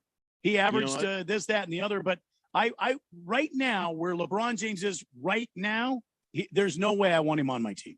You want him on the Warriors, though, because keeping the Warriors dysfunctional plays into the hands of everybody in the West. Well, I mean, Yeah, I get that side of it, but I'm just saying, if I'm the Golden State Warriors, I don't want LeBron James on my team. And I know that the way that the Warriors do business, there is not going to be a GM LeBron James when he shows up. Mhm. If he comes as a player, that's different. Yeah, there's Yeah. a culture. You're welcome to join it, but you can't lead it. I wonder if they could find a way to get LeBron on that team. Now, at this point, LeBron isn't playing for money. Maybe it's a thing where in a reduced contract, LeBron James gets to come to the Warriors and they don't have to give up anything they don't want to have to give up. He's just there trying to get another chip. And there you go. Now it's a dangerous team. I don't think it's a unbeatable team. I don't think so. Even with LeBron James, I don't think it. I think right now Golden State's more dangerous than if they had LeBron James on there. I really don't. I don't know. I'm not. I mean, that's just my right thought. now that way. I could be way wrong. I'm just saying that's just my thought. There is one more season left on LeBron's contract after this one. If he's still viable, kick the tires. You don't think that the Lakers might try to figure something out, or if he just turns and says, "I want out," they're going to just make it happen for him. They're not going to say no to him because you want a miserable LeBron James hanging around. Ask around how that goes. And he will actually leave. So if he says he's going to leave at the end, then you should move him and get something back. Than have nothing. Ukla Mock says Draymond Green and LeBron on the same team. That'd be funny. Hefty says if you're a team that likes to run and gun like the Suns, LeBron would be a detriment to the offensive. I've said it multiple times this season. He may have gotten his numbers, but he also handicapped the Lakers offense, slowed it down. He did slow him down, but I don't think LeBron slowed them down by himself. Carmelo Anthony was also not moving particularly quickly on this team. And then you can look at some other guys that aren't exactly fast with the Lakers, as much as I like some of the guys that they have on the bench, that the Lakers are definitely built to be a half-court team. So I don't know that you can put that all on LeBron. Watermelon says, I feel like if anybody picked up LeBron, you'd be picking up his baggage. He's not the LeBron of old that brings fire to the team and excitement to the game. It's more about the drama and lack of leadership. It'd be a waste of money that could otherwise be well spent. Well, the thing is, if you have a locker room that already has a culture and already has leadership and strong personalities, which the Warriors do, you might be able to actually survive that. You're not, we're not talking about a Lakers team where LeBron showed up and all the people that were there had to leave just to accommodate him and the contract that was coming in. If LeBron is willing to take a little less money to play with the Warriors, then he would have to, by just the way that organization is, join their culture. Big George says, wait a minute. I thought LeBron went to the Lakers to jumpstart his acting career there. I mean, he was a star of Space Jam 2. Well, that's the thing is he won some awards called Razzies for it. Sure. He did. He won awards. I mean, the Razzies. So the Razzies are not good awards. You do not want to win a Razzie. Oh, okay. He won multiple Razzies. So good for LeBron. But he wouldn't have to leave California for that. Blessel Hayes thinks the Suns are going to suck without Frank the Tank. It's going to suck not having Frank Kaminsky, but they're not going to suck. Yeah. Mr. Pringle asked the question, will Chris Paul go down as the best point guard to never win a championship? No, because I think he's going to win one this year. Yeah, we sure hope. We sure hope not. Yeah. Fighting Wampa says, not sure who the best James Bond was, but I know the best James Bond villain was that dude from Goldfinger, the hand thing. No, you're talking about Goldmember or Goldfinger? Goldmember, that wasn't James Bond. That was Bond, Austin Powers. Goldfinger was James Bond. But I thought Goldmember wasn't a hand. It was perhaps another appendage. Something else, sure. Mm-hmm. Kaler the Quitter says, how is it LeBron's fault that Davis put on too much mass and couldn't stay healthy? And how could you blame LeBron that Westbrook was horrible? Davis put on too much mass. Anthony Davis got fat? Well, not fat. He actually gained muscle, but his frame couldn't take muscle. I mean, the thing is, he was always skinny. I mean, if you look at the story of Anthony Davis was actually a point guard in high school. And then, between junior year and senior year, he just shot up. So he became a center. So he's always had that really skinny frame and he added weight to it. And maybe that's part of what it is. I hope not. Kaler, as a man grows and they get older, you might want to sit down for this. Yeah, he's 6'5", Kaler. As a man gets a little older, he starts to put on a little extra weight, and that's called maturity. And so what happens is they get this weight and then they go on into their senior years, as you've seen me. Of course, we've never met in person because you quit before I ever got to the radio station. Yeah, Kayla worked there in COVID, and it was. That sort of happens when a man hits his prime. He starts to put on some muscle weight, and well, that's just kind of the way it is, Kaylor. I'll let you go now. Thanks. I don't know that that's LeBron's fault. Yeah, he was saying that it wasn't LeBron's fault for that. He said Anthony Davis's fault. And Yeah. also, Kaylor, when you get older, sometimes you don't hear as well. What's that? What? Watermelon says, Jeffrey, I got a question for Keon. Do you think LeBron could go to Golden State, like you're saying, fall in line, or does ego get involved and disrupt their well-oiled machine? Ego. I think he would struggle with it, but you know what? Miami is the perfect example. LeBron tried to let his ego get big in Miami, and Pat Riley said, no. I don't think Steve Kerr is going to allow that either. I don't know. I don't know what the Warriors would even let it happen. You know what I mean? No. All right, listen, we have 2 hours down and 1 to go. When we come back, let's talk about the Arizona Cardinals now defending themselves against the Steve Wilkes lawsuit. It's the Daily Blender here on 1580, The Fanatic.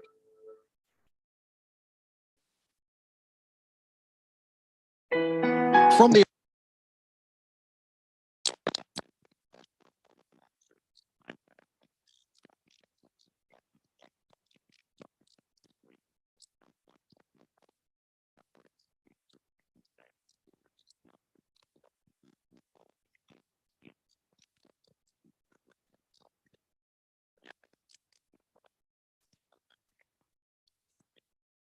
For instance, on 15 today, definitely was not the right play, and so I didn't hit the shot. But sometimes you got to watch yourself because, like a hole like 11, if you hit over there on the right side, you could do something really cool, but you can get in trouble really quickly. And so, like I said, when I was out of position, I did a really good job of just getting the ball back in position. How many times do you hear players say you got to miss in the right spots at Augusta? Scheffler is 2 off the lead, held by Sung J M, who is 5 under par. You're listening to coverage of the 2022 Masters on Westwood One. At the United States Postal Service, we deliver packages fast and affordably so you can give your customers what they want when they need it. We're delivering for one-stop shops, mom and pops, pop-ups, startups, retail, wholesale, large scale, small biz, big box, customers, customizers. So no matter what business you're in, we'll always be delivering for you. USPS, delivering for America. Learn. You want to feel important. You want to be a part of something bigger, something that matters and can help change things. You want to feel like you belong. We know. We felt that way too. And that's why we did something about it. We aren't just Army National Guard soldiers. We are normal people just like you. And together, we can make a difference. Take on your legacy. Visit NationalGuard.com to find out more. Sponsored by the Arizona Army National Guard. Aired by the Arizona Broadcasters Association and this station.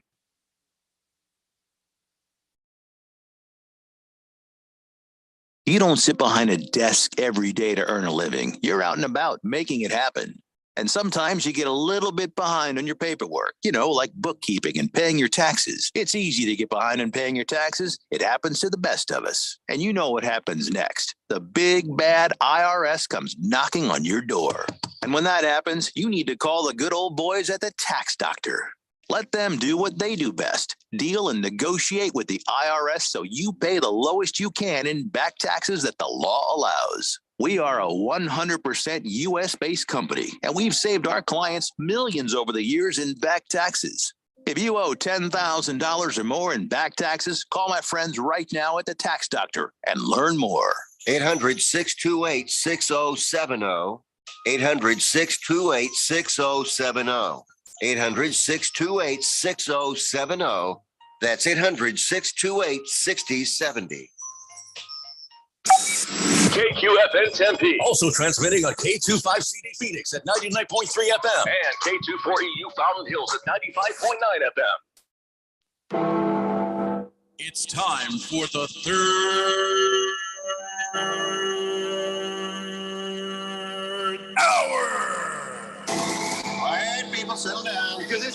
Time for what? Showtime. When does it start? Right now. 3, 2, 1. Let's get on with the show. Let's do it.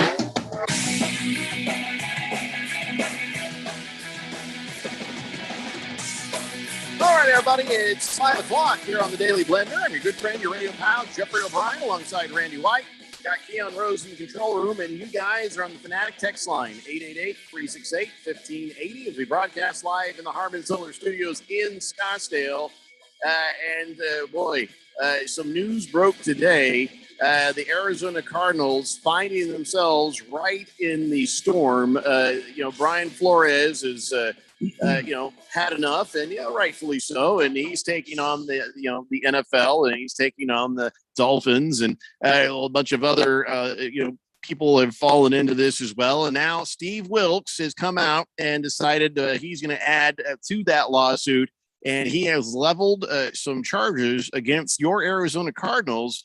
And boy, I got to say, when you read it, you can't see anything he's saying that's not true.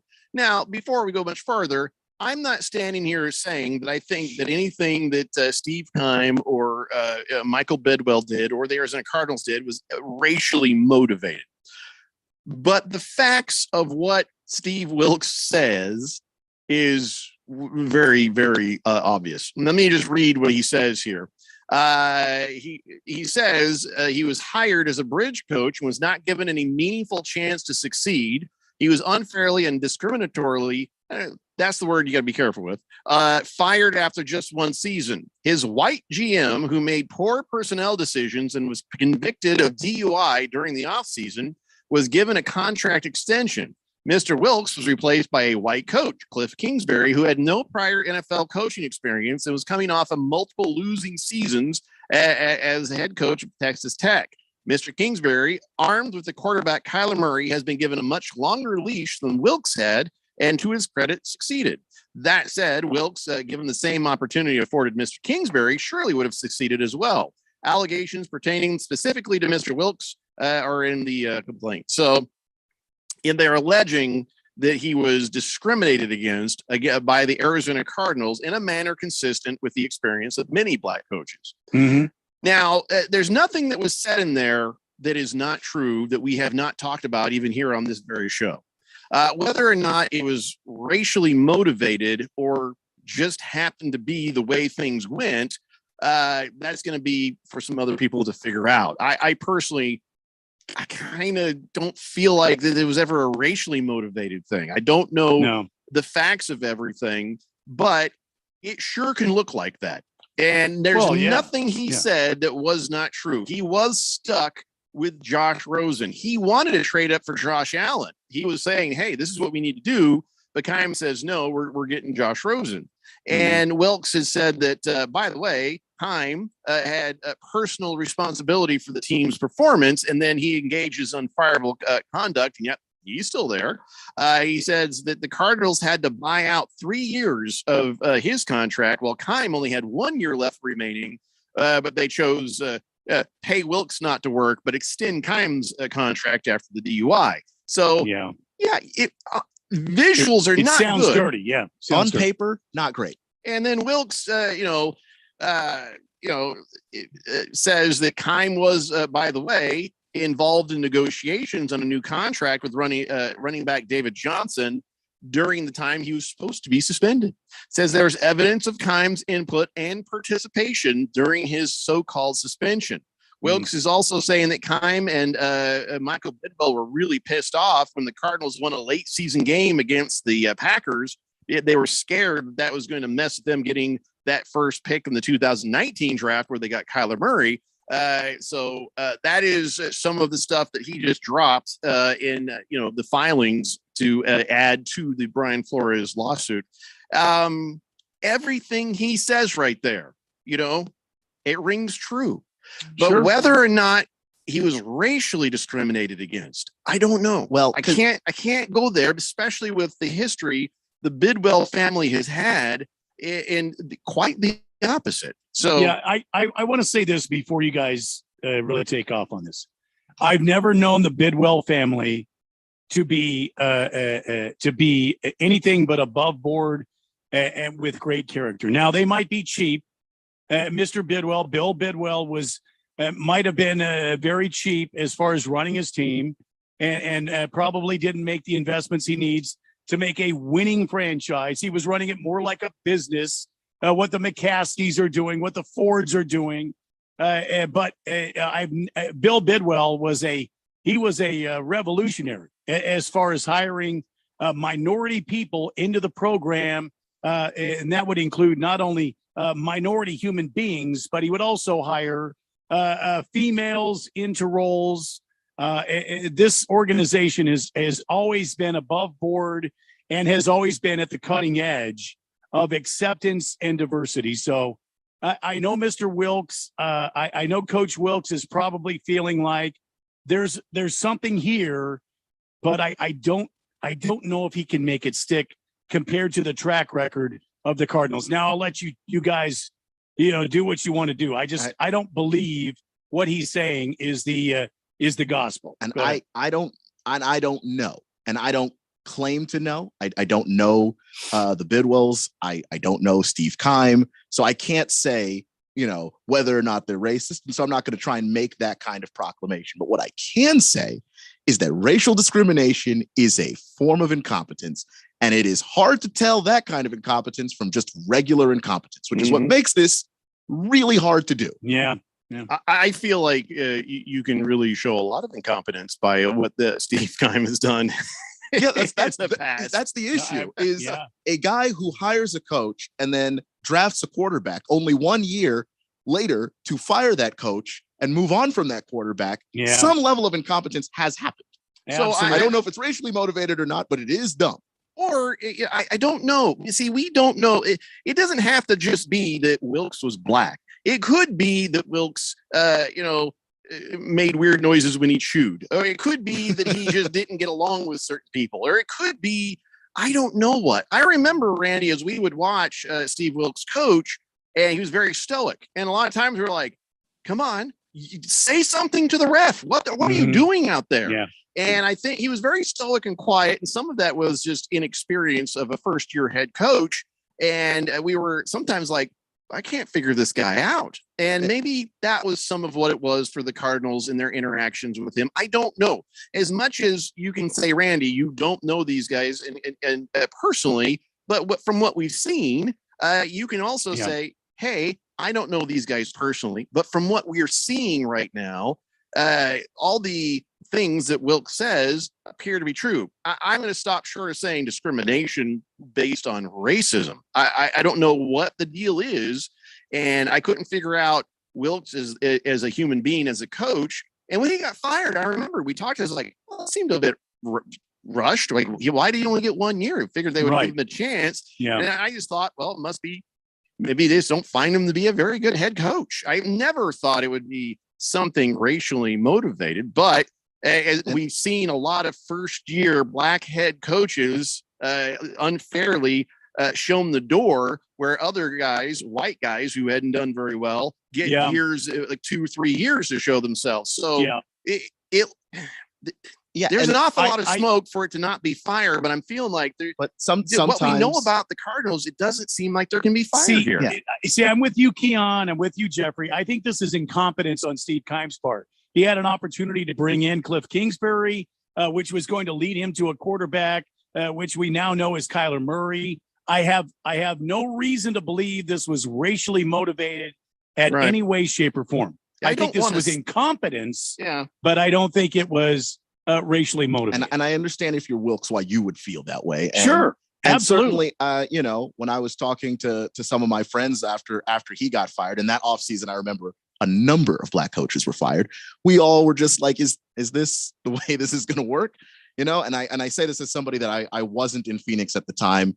And I wasn't following the Cardinals that closely. So I don't know what the situation was. It could be racially motivated. It could be you go from Bruce Arians, who's incredibly fiery, outspoken, and then you go to Wilkes after that, and he just doesn't fill that same void as a head coach. So you feel like you got to move on. I couldn't tell you which is which. Right. And that is the reason why potentially it's important that this is happening, because Brian Flores might just be the canary in the coal mine, where there may be other coaches that start coming forward now. And I think that in the aggregate, when you start to look at these stories, you might start to see a pattern that might be something you can use. I don't think this one individual situation, I have enough information to say either way. Yeah. So again, I hope it's not. I don't think it is. But the history of the Cardinals is, in incompetence, but I've never seen it be in racism. It's so this, I don't know everything, but right now, just as it appears, I'm not saying that what Wilkes is saying is dishonest. I'm saying from his point of view, he may think this, but and it's not a good look. And listen, when the going rate lately is 1 year for a black coach and 3 years for a white coach. It's a fair thought process to find yourself thinking that. So I'm really hoping that Randy and I are right, and that the Cardinals organization, none of this was racially motivated. Hopefully, this was personality based, coach based, whatever you want to say. I just hope it's nothing as diabolical as what the language of what he says is. Mr. Wilkes was discriminated against and later discriminatorily fired. God, I hope that's not true. I don't believe that at all. Was he a bridge coach? Yes, I believe that with 110%. I think once they hired Steve Wilkes, they realized they could work a deal and they could get Kingsbury here, and that would lead to Kyler Murray. Do I think this was incompetence? Yes, 110%. Do I feel like Steve Wilkes could have been a good coach here? I don't know. I think given some time, it would be nice to find out. I think if you give him 2 or 3 years to see what he can do, this is what I hate about the GM coach relationship. If GM and coaches are not going to work together, why the hell do you put them together? You know what I mean? If a coach who's on the field, who's trying to win games, is saying, I need X player, and you don't go get X player, in this case, Josh Allen, okay, then you're not giving this guy the tools to do the job. So I agree with that. I don't think this was a discrimination thing. I don't think that has anything to do with race at all. I don't know these guys personally, so that they could be going to meetings at night and we don't know it. But yes. So far there's no evidence. Yes. And I don't. But I've seen the record of the Bidwells, and we talked about it on this show, Jeffrey. They have been forerunners in diversity and acceptance. So I can't see Michael Bidwell allowing this sort of thing to go on under his watch. The sad thing is it might just be that Wilkes wasn't very good at his job. I don't know. Like that could also be possible. It's not like every black coach that gets fired is fired unfairly. Right. I mean, there are coaches that are just like, that dude's just terrible. Right. There's a lot of horrible white guy coaches. I just think that when you're Steve Wilkes and you look at someone like Urban Meyer, who was fired, mid-season, it's like, look at all the stuff that guy had to pull before they fired him. Like, I didn't do anything even remotely like that. I had a quarterback I didn't really want playing for an offensive line we all knew wasn't very good. He got killed. We lost a bunch of games, and I got fired. What about the guy that drafted him? That is where I think Wilkes is looking at this and going, okay, the general manager made his fair share of mistakes. If I was fired because I wasn't a very good coach, the hell is he still here for? Yes, I agree with that 110%. So here we are. This is happening, and Steve Wilkes is now, saying these things. Now, of course, the Cardinals are already saying that it says these allegations are untrue. The decisions we made after the 2018 season were very difficult ones, but as we said at the time, they were entirely driven by what was the best interest of our organization and necessary for team improvement. We're confident the facts reflect that and demonstrate these allegations are untrue.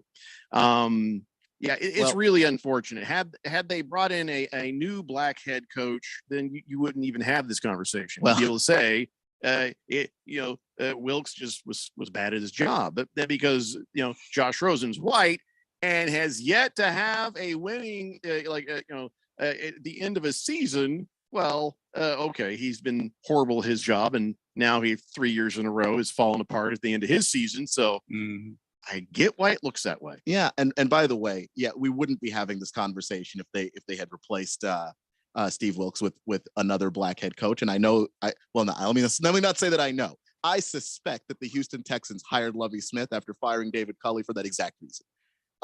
Because Lovie Smith, really, in 2022, that wouldn't have been my first choice, but okay. I just feel like there's some ass covering going on in Houston. So teams do it. There is racism in this world, and there is records of teams going around the Rooney Rule and violating the way things are supposed to be. The things that are being done to try to help combat the bad things, but it's not every one of them. So I feel bad for Steve Wilkes, but I can also understand how the Arizona Cardinals must feel if they're being unfairly accused of something. It's just the whole thing is the fact that we even have to have this conversation is an unfortunate thing. And but then again, you've seen the text messages from Bill Belichick. You've heard about how Brian Flores kept records of certain things, documents and memos where he did say to the executives for the Dolphins, hey, this whole thing about losing games. And then now we heard about Mike Mularkey, former coach of the Titans, saying he was told, you are hired, but we got to have these Rooney Rule interviews. So hang tight. We'll come back round to you. And he felt horrible about it. He's like, I know all the work that goes into these interviews for a coaching job. It's no small thing. And he said it felt horrible to sit in there and know I was the head coach in 2016 and all these people being put through a fake hiring process. And he said it didn't feel good at all. And I can't imagine how many other coaches just sit there and go, look, I just really want to be a head coach, so I'm just going to roll with it, but can't possibly feel good about that process. Because I've read about these coaching interviews. I mean, these things are like 8-9 hours long. They're having you go through, this is your philosophy on offense. This is your philosophy on defense. This is your philosophy on special teams. Here are a few plays. How would you like your team to react? And it takes all day. So you prepare for this thing and you never had a chance. Like, that can't feel good at all. Card's voice says, well said, Randy. You got a green check mark. Well, thank you. Big George says, I said 4 years ago when Steve Wilkes was fired after one season that I thought it was unfair to fire a coach, after just one, race notwithstanding. What Michael Bidwell should have done and continues to fail to do is fire that drunk ass Steve Keim. It looks bad when he extends Cliff Kingsbury and Steve Keim this year after 3 mediocre underperforming seasons, whereas Steve Wilkes, he wasn't even given a second chance. Steve Keim has been given 3rd, 4th, 5th chances. It does become glaringly obvious when you put it that way, Big George. Navy Devil says Wilkes was he wasn't even that great of a defensive coordinator. How many teams has he been on since the Cardinals? Well, right now he's the I believe the defensive coordinator for the Panthers, right? Or the defensive passing game coordinator for the Panthers. So he's got a job out there. And listen, like I said, maybe he just wasn't a very good coach. That's always a very good possibility. But when you look at it through the lens that we just got shown, you got to answer to that.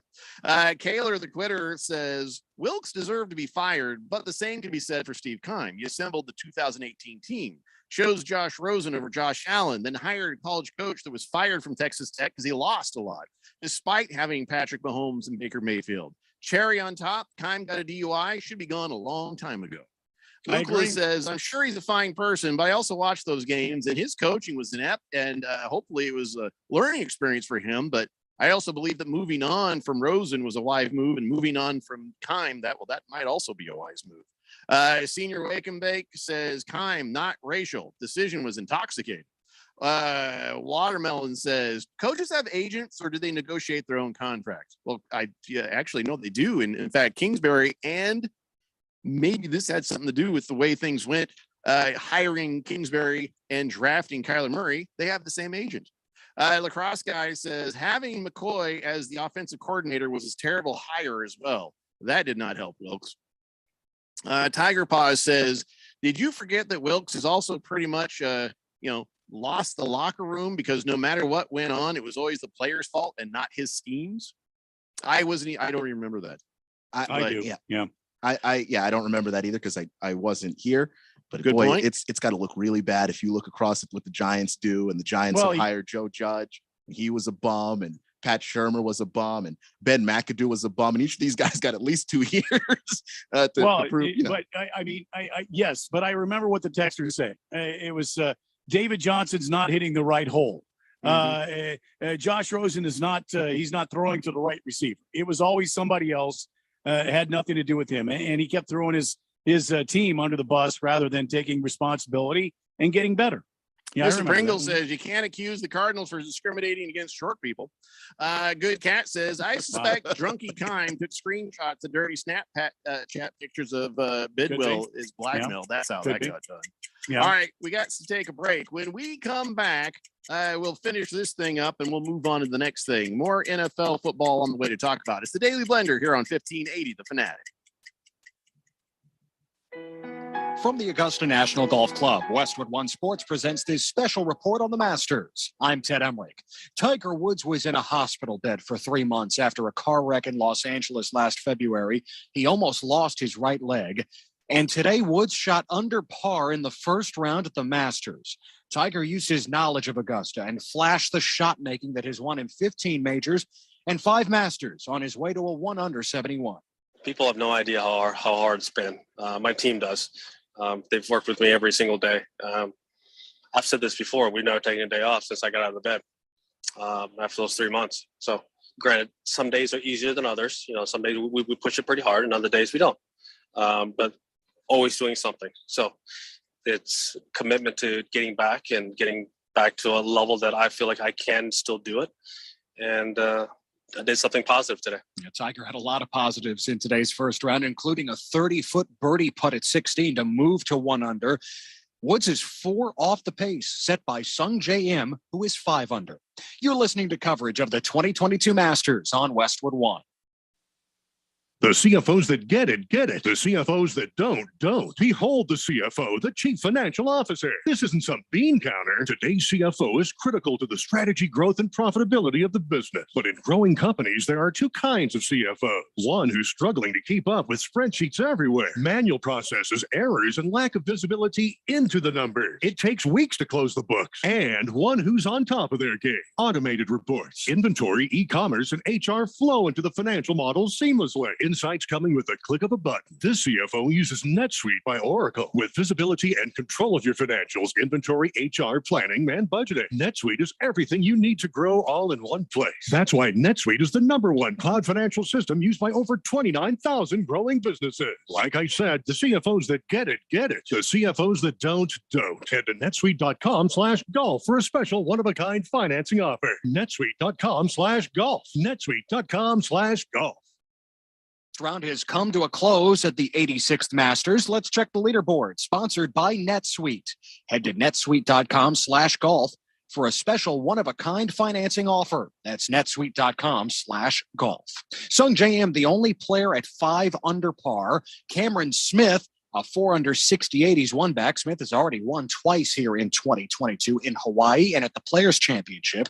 Danny Willett, Joaquin Neiman, Scotty Scheffler, and Dustin Johnson are 3 under. Scheffler, the top-ranked player in the world with 3 wins in his last 5 starts. His only bogey today came at 18. 4-time major winner Brooks Koepka limped to a 3 over 75. He had 5 bogeys on the second 9. From Augusta, I'm Ted Emmerich, Westwood One Sports. The Masters returns to 1580 The Fanatic this Wednesday through Sunday. There it is, a win for the ages.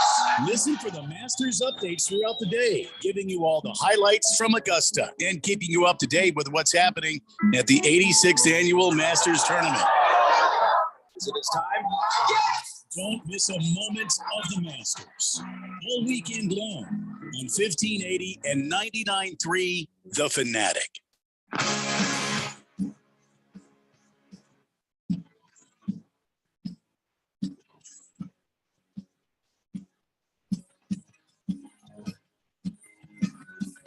It's Daily Blender here on 1580 The Fanatic. The Jet texted and said, damn it.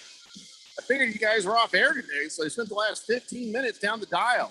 Well, since I'm here, Randy, pour me a maker's mark. Why wouldn't we be on the air today? Is there a sporting event that I'm not aware of? I mean, well, maybe sometimes we'll have long-form golf coverage, but that's only on Saturdays and Sundays. We wouldn't do that to you. Well, it's Masters and it's opening day. Maybe he thought we were carrying the baseball. Okay, that's fair. If we could have got away with it, hell yeah, we'd do that. But no, we were here, Jet. And by the way, we're not only here for 5 o'clock, we're here from 3 to 6. So I don't know what you're doing with your life, but you might want to look into it. 888-368-1580. Let's wrap up this whole conversation about Steve Wilkes. And boy, it's a tough spot to be in as a guy who's standing there looking at a team that you like and respect. And then a guy, I always liked Steve Wilkes. I thought he was a pretty good guy, a little mellow for my taste. And yeah, we had this conversation back then. Gee, why'd they let him go so soon? But never, ever, ever thought it was like, oh, it's because he's black. So, this is a very strange place to be in, seeing that. Well, there is discrimination in the NFL. There is racist undertones to certain ways things are done. And well, just like the rest of the country, we want it to be over. And sometimes we start to tell ourselves it's over or getting better. And then you see, not so much. So, when these things come up, I think the best thing that's going to happen is if the Cardinals get into this in a kind and thoughtful dialogue. You know what I'm saying? And it's like, say, okay, this is what you're throwing at us. Let us come back and say this to you. This is really what we felt and how we saw this. And don't get ugly is what I'm hoping. Arizona Cardinals, don't get ugly. Just come to the table and understand why he may feel that way, because he sees it everywhere else in the league. And it's been documented. It is obvious. Racism still is hanging over our heads as Americans, and it's something we do need to deal with. But rather than fight it out as foes, let's talk through this. Let's actually see if maybe some good can come of this conversation where, well, okay, it was great. We found out that the Arizona Cardinals weren't doing that, but A, B, C, and D were, and that's how we're going to move forward on something. So it's kind of heartbreaking that we even have to have this conversation. But as the Flores situation starts to open up eyes about what's happening over here, what's happening over there, not just in racism, but also in just bad dealings. That whole thing about tanking and offering somebody a bunch of money and him saying, us black head coaches, we don't get too many years. We don't get too many chances. We don't get too many interviews. So you want me to take this chance that I've been given and blow it so you can get a first round draft pick, but then also have a good reason to fire me?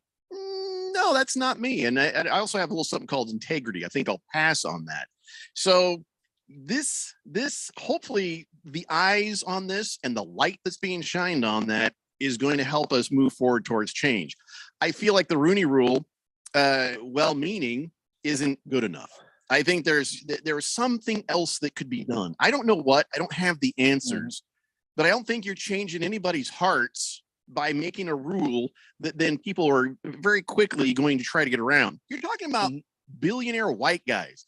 You give them tax rules, they got accountants who are going to find 1,000 different ways to get around that. You think they can't figure out how to get around the Rooney Rule? I think that they thought the Rooney Rule was going to fix everything. And honestly, that the first couple of years that the Rooney Rule was there, it was working. And it takes a moment to figure out how to get around stuff. Absolutely. We see it all the time with performance enhancing drugs. I mean, you outlaw one, you find a way to test one, another drug pops up that nobody can test because that's just how this stuff works. I do like the way that they've tried to configure this with front office executives where teams are able to get, compensatory picks and things like that if you have somebody in your front office that gets hired somewhere else. So it does help you to promote the best people, or at least incentivize you to promote the best people. Because if you promote somebody that doesn't deserve it, guess what? No one's going to hire them away from you. And so you don't get anything back in return. So they're trying to figure out ways to make this rule something that is still merit-based, but, put in a way that you can't just easily skirt it. I just wish that the hearts of man didn't need it. Baker's Cocky Hen says Steve Wilkes complaining about being fired for race is as dumb as Angel Hernandez blaming race for his not being picked for important games. It'd be great if we could easily brush that off, but you see so much of it that it is legit.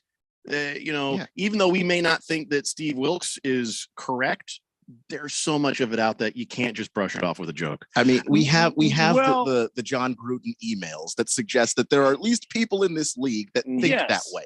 And if John Gruden was not by himself in all of this. So I don't think it's the Cardinals. I don't. But you got to take each one of these things seriously. And listen, I'm a fan of the Cardinals, but you're right. I don't know these people. But can we just say that Steve Wilkes may have been inept in his job? Oh, yes. Maybe. Yeah. I mean, can we at least include that in the discussion instead of going right to, okay, this was wrong because I was a bridge quarterback and they were going to do this, and maybe that's the truth. Sometimes a banana is just a banana, Dr. Freud. Right. Yeah, and sometimes, to use the smoke and fire analogy, sometimes smoke is just smoke. It doesn't always mean that there's something wrong. However, even if you are incompetent and you are fired faster than similarly incompetent people, you do still have the right to look around and go, well, what the hell? Well, yes, but when do we arrive at I was incompetent? And second of all, if I could trade Steve Keim for anybody else, I'll just go out and say it. If I could trade Steve Keim for Louis Riddick and I could bring him in here, we would win a damn Super Bowl. Randy would drive Steve Keim to the airport himself. Exactly. I would open the damn doors for him. I'd get him Jack Daniels in the limo. I'd wear the hat. Mr. Keim, it's been nice knowing you. Bye now. And I would bring Louis Riddick in. I get it, but there are times when people are just incompetent. Yeah. And Steve Wilkes, when he was here, although I was it was only a year, but he did go 3-13, and he did throw his players under the bus quite a bit. And I suck. The only thing that hurts the incompetence argument is the hell is the GM still here for? Like, that's really the only thing. Because 100%. I'm not going to sit here and defend Wilkes as a coach. Dirty picture. I got you. You can't throw your players under the bus, especially if you are in a losing situation. Say what you want about Dan Campbell and the crying. That guy never threw his dudes under the bus. Navy Devil says Steve Keim, in my opinion, should have been fired with Wilkes. He's great at trades and 1-year minimum deals, but he's terrible at everything else. Well, and by the way, he broke the damn law. He ended up in jail. He had to serve 3 days in jail. Have we forgotten that? Anybody else has a job and we're gainfully employed and we get a DUI and we end up in the jailhouse, what's going to happen to us? Well, we're not going to be working there on that job on Monday morning. Whistle Hayes has a worse crime. He says, didn't Keim draft Andy Isabella ahead of DK Metcalf? Guilty as charged. He sure did. Kaler, the quitter, says, I think Cardinals didn't allow Wilkes to choose his staff either. Yeah, that doesn't help. Swave Dave says, just home from all-day sales trip to Tucson with my boss. Please pour me a tall one and a shot on the side, too. Oh, I'm sorry. It's always rough. Wow. He had to ride with his boss, and he had to go to Tucson. Well, we hope you have a cool boss, man. There you go. Billy Ray from Avondale says, I'm glad to hear you guys speak so reasonable. Yeah, because listening to the morning show is like watching Fox News.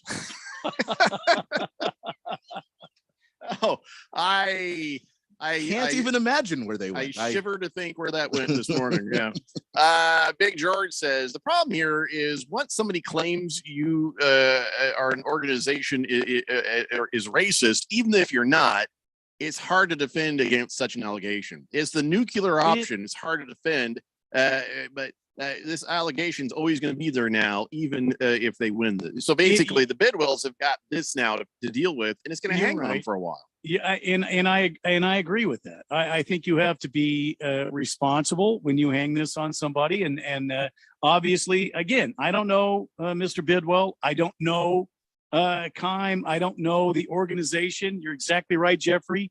And maybe there's something to this, but I just know what I saw. And generally, the eye test is a pretty good indicator of what's wrong here. Boogie's eye test says Keim has to have naked pictures of Bidwell and Tijuana Donkey Show, and he's never going to lose his job. Oh, jeez. Very likely. Boogie. Senior Wake and Bake says, Keon, you're wrong. Where there's smoke, there's me getting fired up.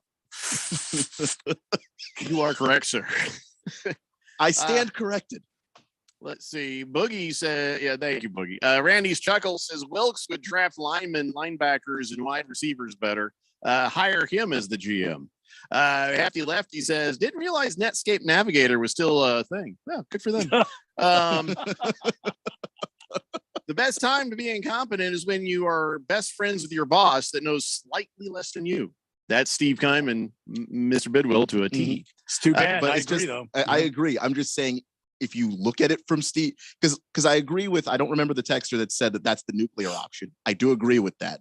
But if you look at it from Steve Wilkes' point of view, it doesn't, to him, that just looks like that. If I was incompetent, okay. Sure. And everybody is the hero of their own story. Maybe Steve Wilkes thought, I'm a really good coach. Yeah, maybe Steve Wilkes literally thought, well, if they had drafted Josh Allen, like I said, I'd still be coaching. Well, that's actually, what I mean. I out general manager the general manager. Well, I'm just saying. That's what I mean. If the general manager and the coach don't work together and they don't make moves together to build a team together, I don't understand this. I don't understand this whole dynamic between the general manager and head coach. More charges against Steve Keim. Blissful Hayes reminds us it was Keim who signed Sam Bradford, who lasted 3 games and got paid all the money. And didn't help. He just got a nice extension. Did not help Wilkes at all, did it? 888-368-1580. All right. So, yes, we'll just now kind of sit back and see what happens. It's different when it happens in your own zip code, isn't it? Because then you're looking at both sides going, oh, no. Senior Wake and Bake says, best time for Keim interview is beer 30. Thank you, Senior Wake. There is some part of me, by the way, that's looking at this and going, you and your one scandal. How adorable. just the one. Oh, you guys have just one scandal. Oh, you're adorable. Oh, you have no idea. You've not seen hell. You haven't seen the gates of a burning inferno. You haven't seen the dumpster fire that is your team when you open up the lid and you just close the lid and walk away because you're not stopping that thing from being on fire. You have no idea. Yeah. Everything's relative, though. So I was like, it's not so bad, actually. Yeah, maybe, Keon, this is your moment to leave the Washington football team and come to the Arizona Cardinals. Your one shining moment. I've had several moments, though. I just, my team is my team. Or what you do and is gold. I just love those guys. In an act of solidarity with Wilkes, you say, I'm going to come here and I'm going to be a Bridge fan. I'll be here for 1 year. It'll be 1 year. And then I'm out. I don't think it works that way, does it? All right, we're going to take a break. When we come back, we have On This Date in Big George's sports history and other things. It's a Daily Blender here on 1580, The Fanatic. This is Brent Musburger's Action Update on 1580 and 99.3, The Fanatic. Heads up, sports bettors. Right now, you can try VSiN All Access free for 30 days with no credit card required. Visit vsin.com/free month to sign up now. The Major League Baseball season is underway, and the Los Angeles Dodgers are heavy favorites to win this year's World Series. They pay out at plus 480 on the money line, while the Toronto Blue Jays have the second best odds at plus 850. After that, the White Sox at plus 950. Followed by the Houston Astros at plus 1,000. The Atlanta Braves and the Milwaukee Brewers each pay out at plus 1,200. The Dodgers heavy favorites to win the National League at plus 230. Braves have the second best odds at plus 500. The Blue Jays plus 450 favorites to win the American League. Chicago right behind them at plus 460. For the latest odds all the time, visit vsin.com. I'm Matt Pauley on Arizona's sports betting station, 1580 The Fanatic. Drowning in IRS debt? If you can't afford to pay your IRS debt due to economic hardship, you can now be free of IRS collection efforts by taking advantage of a special IRS tax hardship program. This program allows Americans who owe the IRS to resolve their delinquent tax debt once and for all. In some cases, maybe even reducing what you owe significantly. An open phone line has been established by Community Tax for consumers to call and see if they qualify. Simply dial 800-249-2509. If you owe back taxes to the IRS and cannot afford to pay them back or have years of unfiled tax returns, help is standing by. Just call the Community Tax Helpline today at 800-249-2509 for the help that you need. Don't take on the IRS alone. They can attack your wages, savings, pension, home, and even your Social Security check. Call 800-249-2509 to see if you qualify. That's 800-249-2509. Seems like everything is going electric these days. Electric cars, electric trucks. But what you save on gas, you pay for with that electric bill. With all these things being plugged into your house, wouldn't it be nice to save up to 85% on your monthly electric bill? Well, you can do that with zero down and no payments for 12 months. Call Harmon Solar. Harmon Solar is a family-owned, woman-owned local company that uses top-of-the-line equipment. Call Harmon Solar, 800-281-3189. That's 800-281-3189. Or go to harmonsolar.com. Hey guys, it's Stephen McCollum from the main event here on 1580 The Fanatic. And join me 1 to 2 p.m. Monday through Friday as Major League Baseball starts the season this week. We'll keep you up to date on D-backs and around baseball to get you ready for the regular season. Suns are resting, but who else is getting in the playoffs? And more importantly, who's out? Tigers deciding to play the Masters, and we discuss everything happening in sports. So join me, Stephen McCollum, on the main event Monday through Friday, 1 p.m. on 1580, 99.3 FM. The Fanatic. Who have we all had a little trouble social distancing from? Here's a clue. About 6 feet tall, has handles, and is cold inside. That's right, our refrigerators. And our waistlines have suffered. However, Skechers would like to help you get back on track with our incredible Go Walk footwear. Because once you put on Skechers Go Walks, they're so comfortable you'll be inspired to get out there and start walking. Skechers is the comfort technology company, and Go Walks are fully loaded with all the comfort and performance innovations you need. They're incredibly lightweight and breathable with features like air-cooled Gogomat insoles and bouncy foam bottoms for extra cushioning. And Go Walk footwear come in all the fits you love, like stretch fit, wide fit, relaxed fit, and arch fit with podiatrist certified arch support. Plus, you'll look great with so many stylish options to choose from, including easy slip-ons and comfy lace-ups. And they're even machine washable. It's time you distance yourself from that fridge. Get out there and start go walking. Find the #1 walking footwear in the world, Skechers Go Walk, for men and women at Skechers.com, a Skechers store, or wherever stylish footwear is sold. 1580 and 99.3 The Fanatic. Arizona's new home for sports.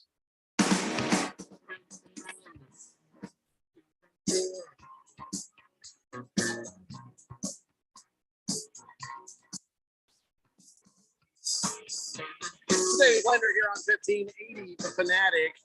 Blissful Hayes has a pretty good question. Says, did the Cardinals allow Cliff Dingleberry to pick his own coaching staff? Why didn't they allow Wilkes to pick his own staff? No, they did not. I believe that Keim picked Cliff's coaching staff. Yeah, are we sure? All of the stuff that I was able to dig up has Keim and Kingsbury interviewing staff together. Which means Keim was, steering the ship on that, and Kingsbury was just lucky to have a job after having a losing college career. So there you go, Blissful Hayes. 888-368-1580. Hefty Lefty says, have you guys ever tried Beer 30 or Beer 30 Light? It tastes like how much it costs. I don't know if is that a good thing or a bad thing, but no, I've never heard of Beer 30. Randy, have you ever had any of that? No. You want to have some of that? No. Yeah, me neither. 888-368-1580. I'd ask Keon, but he's a teetotaler. He doesn't, I drink a little bit, and it's a beer. I'll try it. You like beer? Yeah. Have you had one? I've had a few. Yeah. And what do you like? what do you like? Heineken. I enjoy that quite a bit. Okay. Have you had the Dos Equis? I haven't. I have had a Modelo. That's really good. Try some Dos Equis. What you do, make sure you get the Dos Equis and put that lime in there. Okay. Give it a shot. Yeah, really? Really? Are you saying Jeffrey put a lime in your Dos Equis? Because he's new at this, Randy. I'm trying to get him to get him in. He's a millennial. Okay. Just saying. Blissful Hayes, thank you for that. Senior Wake and Bake says, that's funny. Keon speaking about his under investigation team. Well, it's not funny. And well, that was the joke. The joke was that the team is always under investigation or always has some scandal, and you guys have adorable. You just have one. King Kitten says, "What's an oblique? I think I just strained mine." Well, if you don't know what it is, how do you know that's what you strained? And unless you just the byproduct of getting older, and then you just strain some muscle in your body, and you don't even know what it's called. It's just, what's the part of my back that hurts right now? I don't know. Oh, is it in the back? I don't know. Well, actually, it's along the side. Yeah, I thought it was along the side, the intercostal area. Yeah. Okay. Intercostal. Yeah. Why do you think you hurt your oblique there, King of Kittens? Hefty Lefty says, to answer your question, no, beer 30 is not a good thing. You can get a 30 pack for $15. Now I've had the Mickey's Big Mouth malt liquor. Back in the day. Never had that. You never had the Mickey's Mickey's Big Mouth? Oh. Yeah. Well, you got to remember, rain. It tastes like the inside of someone's tennis shoe. And how do you know what the inside of someone's tennis shoe tastes like? Because I've drank Mickey's Big Mouth malt liquor. That is a fair point. Yeah. Mr. Pringle says, Randy, what is your go-to beer with a delicious Mexican dinner? Corona for me, he says. Oh, so you like water with your food?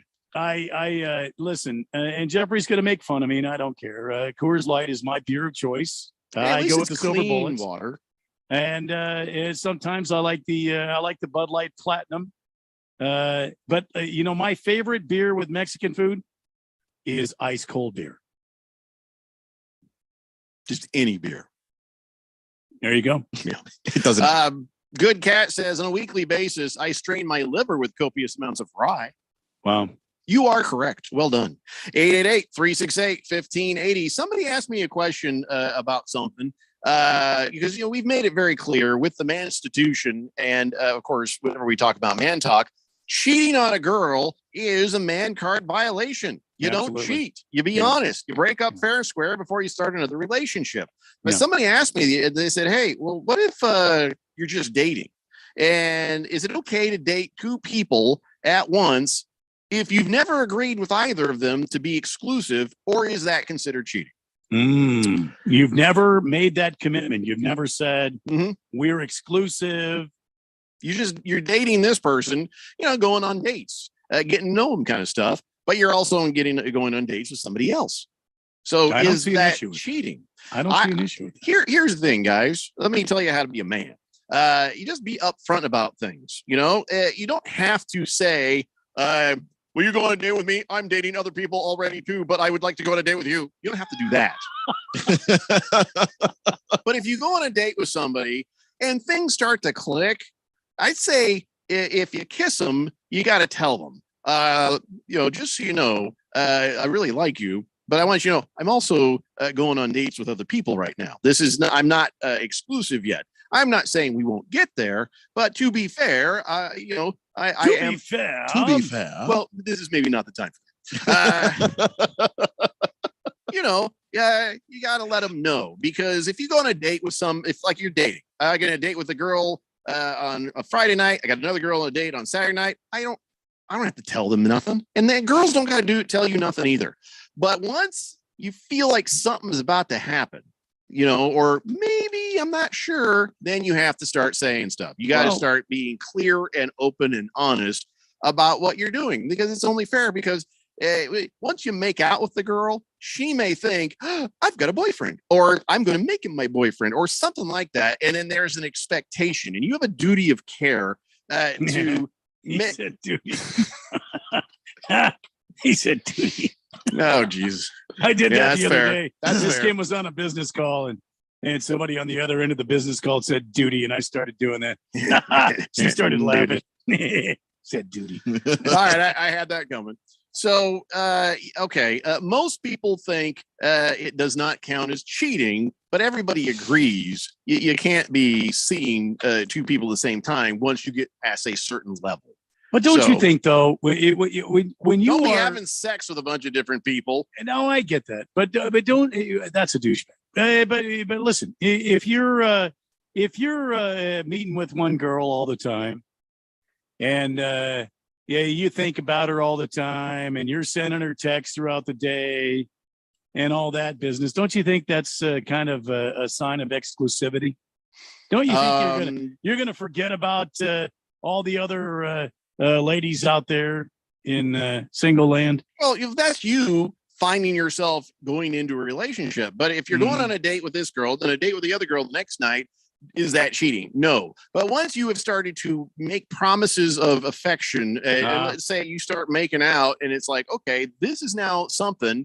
You got to be honest about what else you're doing or not doing. And there is a point where you're like, hey, is this a thing? Are we? So you have to communicate and be honest. So you pull the tongue out of her throat and you say, listen, well, that sounds tomorrow violent night. as hell. I don't suggest that at all. I just want you to know tomorrow night, before we go much farther here, tomorrow night I got a date with a little number. You should have that conversation before your tongue is too far down her throat. Well, but things happen a little too fast, and you guys are all hot and heavy. And the business is picking up, and you start working on the sexy jammies, and hey, wait a minute.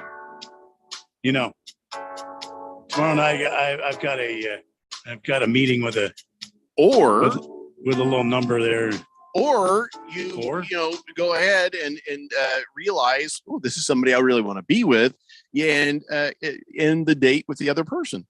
Call them and say, hey, listen, sorry, that's good. Nice. Yeah. I something's developed, and I'm sorry. Keon, are you listening to this? I am. Why are you pointing him out? Well, he's the only single one on the show. He's got a girlfriend.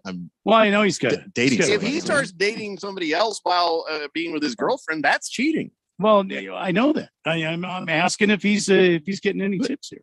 But yeah, I'm listening, but I don't think Keon needs any tips on how to be a gentleman. Well, I don't think so. But he needs some tips on how to follow better teams, but not on how to be a gentleman. Like the Cardinals. Yeah, or 888-368-1580. Big George says, you're not a true alcoholic until you've had to drink Mickey's malt liquor, the drink of choice, homeless people across the country. I would say that's not true. Hefty says half of Mickey's 40 ounce and half of Four Loko used to be called a sidewalk slammer, mainly because after you drank one, you'd slam your head on the pavement. The Jet says, should I wait till after I put the condom on to let her know? Okay, if you're at that point, break the other date. Obviously. Boogie says, Daily Blender presents dating with old people. No one is saying, man. No one is saying kill the mood. How's this dating with old people? Being honest, is that a sign of being an old person? I don't think so. I really don't think so. Last Optimist says, learn from a coworker who was thrown back in the dating pool late in life. Use a burner phone for all your dates and only hand them disposable Google phone numbers that forward to your phone. Once you find the right girl, throw away all the numbers and the burner and give her your real number. Okay, that's quick, very quick question. What opposite kind of people are you dating? That's some, because if you're dating like normal CIA people, type stuff, you don't have to do that. You don't have to do that. What? It's who are like you the dating? Minute you're like, I think I found the right girl. You're just breaking your phone. There's a smash, what's going on? We can't stay here long. It's going supposed all to be. Jason Bourne on. We got to keep moving. It's supposed to be your love life, not an episode of Burn Notice. What on earth is happening? You're kissing a girl, all of a sudden you're like, you're the one. Get in the car. Jump in the river. We got to swim. We got to lose them. But I'm sorry, Last Optimist. That is not good advice. Oh, dear Lord. We're running out of time. It's time now, ladies and gentlemen, for On This Day in Big George's sports history. Back to the year 1928, one of the most famous incidents in hockey history, the New York Rangers head coach, Lester Patrick, with his goalie injured in Game 2 of the Stanley Cup Finals, took over between the pipes and told his team, boys, don't let down an old man. His efforts inspired the Rangers to a 2-1 victory over the Montreal Maroons in overtime. Rangers went on to win the NHL title in 5 games and become the first American team to win the Cup since 1917. There you go, right there. That's pretty badass. I have a question. Yes, Randy White, go ahead. Why is Big George talking about hockey on baseball opening day? I don't know. It's a pretty cool story, I thought. Big George. There's all sorts of stuff. He sends me many of these. This was just the first one, and I thought it was good. Baseball opening day and first round of the Masters. Can we not get something coordinated There with that? wasn't a better story than this, Randy. Damn hockey? Are you kidding me? Yeah, hockey. Hockey's got happening a whole right now. Hockey's got a month to go. So what? I don't understand what you're upset about. He had something down in 1928. That was this one, the hockey. He had Bill Singer become the first major league reliever to officially record a save in 1969. There you go. See, gives a crap. That's baseball boring. Opening day. 1925, the whole thing where everybody thought Babe Ruth died, but he just ate too many hot dogs. There you That's go. a true That's a story. fantastic That's a story. great one right there for baseball opening day. I like the hockey story better. The hockey story is really cool. I hate that it's the Rangers, but the story's really cool. And in 1873, John McGraw, let's see, I don't know what he did. Oh, didn't say what he did, but I don't know, something. I just, sometimes they're very long. He sends them, they're very long. Baseball or golf is what it should have been today. You know what? You stay in your lane, Randy. Why don't you worry about your own thing? I'll worry about on this day in Big George's sports history. It's what I feel like. I felt like hockey. That's too bad, Big George. 44 years old and 99 days old, Patrick became the oldest man to play in the Stanley Cup Finals. It's a record which remains unbeaten today. It's a good story, and I stand by my decision. All right. All right. Big George says, yes, Randy. Literally 6 of the 8 I sent were about baseball, but I did think Jeffrey did read the best. Well, yeah, because that's the one you put on the top. That's why you guys give Jeffrey a whole lot of room here to. You're just move mad around. because I won the top 5 at not 5. Yeah, you always do. Yeah, you're the best. Yeah. You're such a poor sport. All right, guys. See you tomorrow at 3 p.m. It's the Daily Blender on 1580, The Fanatic. Poor sport. From the Augusta National Golf Club, Westwood One Sports presents this special report on the Masters. I'm Ted Emmerich.